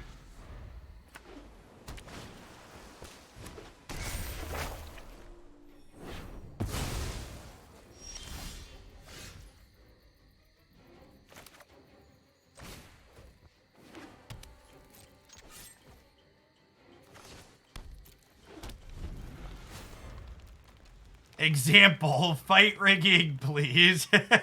Sounds good, kids. Appreciate the biddies. Alright, Gargaroth dodges both of those, which is nice. So I guess this gets me a thing here, huh?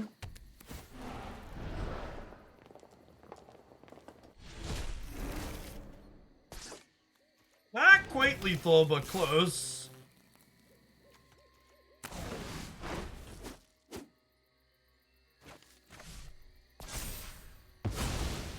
Proper capitalism at work. Never buy it for yourself when someone else can buy it for you. Exactly.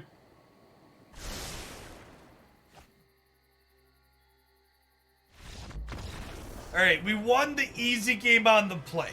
Now we gotta try and win a game on the draw, which I assume is impossible.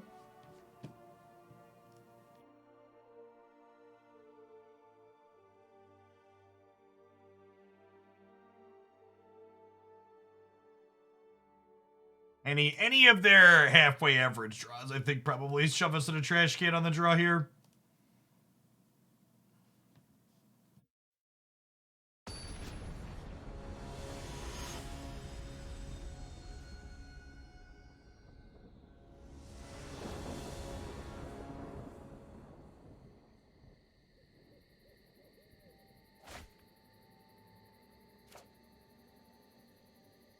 I think I'm gonna mulligan a hand that doesn't have a 1-drop on the draw.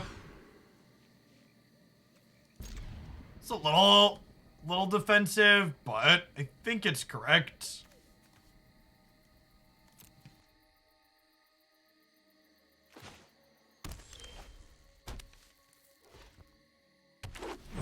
Oh, we were talking about the Hasbro quarterly earnings call a second ago. Another thing that came across my Twitter tonight, and something that it honestly is a little surprising to me given the quality and state of the application. But there was a quote in there that they said they view Magic Arena as their single most important avenue for acquiring new players for Magic the Gathering. And I was honestly kind of surprised that they... One, I think they're right that it's their best way to get new players, but I was surprised that they acknowledged that while also not really putting appropriate resources into the platform. And so it's so weird to me that you could be like, okay, we have this thing, and it's our most profitable thing, and this is our best way to get more people into our most profitable thing, but also we're not really investing in it. I feel like I'm supposed to not play Gargaroth into a Heartless Act, but at the same time, casting Fable into a Sweeper feels bad. So we're kind of damned if we do and damned if we don't. What's going on, Pengu Power? Thank you for the 75 months. One of the OGs. Oglandia's first grade class. Thanks for the over 6 years. I think I'm chilling on this because it gets discarded to Fable Breaker.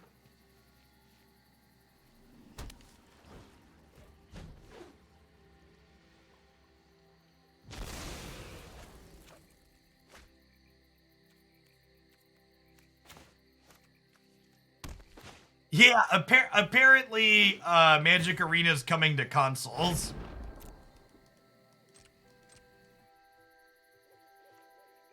We should definitely have okay, we're playing Magic Arena on the PS5 day when that happens, right? That should definitely be something that we spend a day doing. Also, we should probably do it on the Switch one day as well, because there's no way Magic Arena runs on the toaster that is the Switch, right? Just 0%.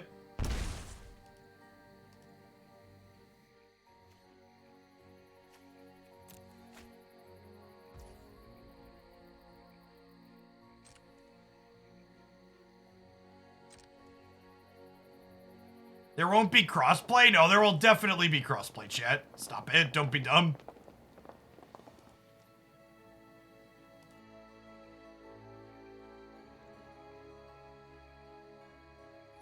Hundred % will have crossplay. Not close.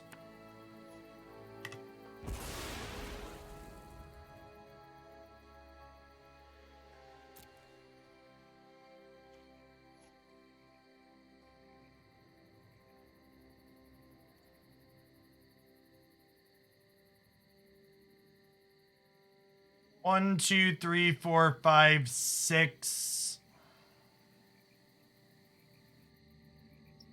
I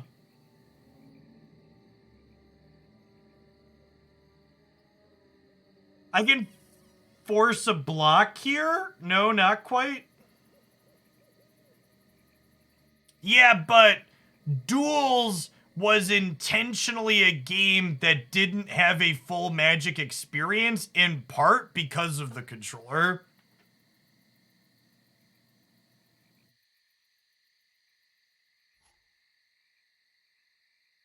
So I can attack them for 9 and exert the Glorybringer hitting them to 2 or forcing them to trade the Gargaroth off. I think that's the line.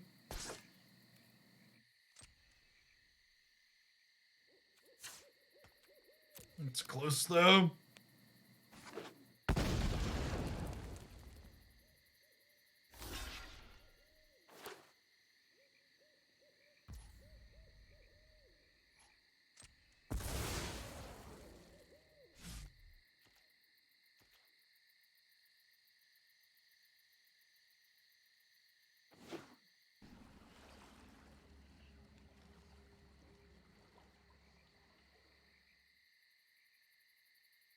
Yeah, champ, but again, like, it could work and it's a pleasant user experience are two different things. Those are two very different bars. Yes, it's functional. Yes, it's pleasant. Those are two different goals.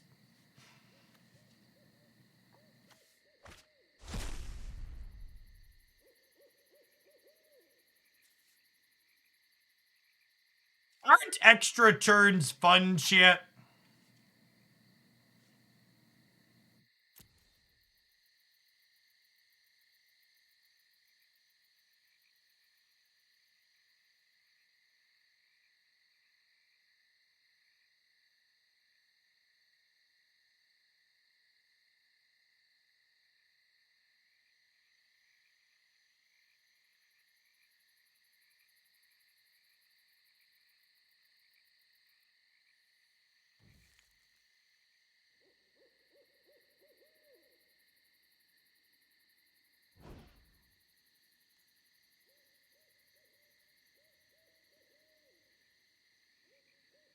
All right, and that should be game, right?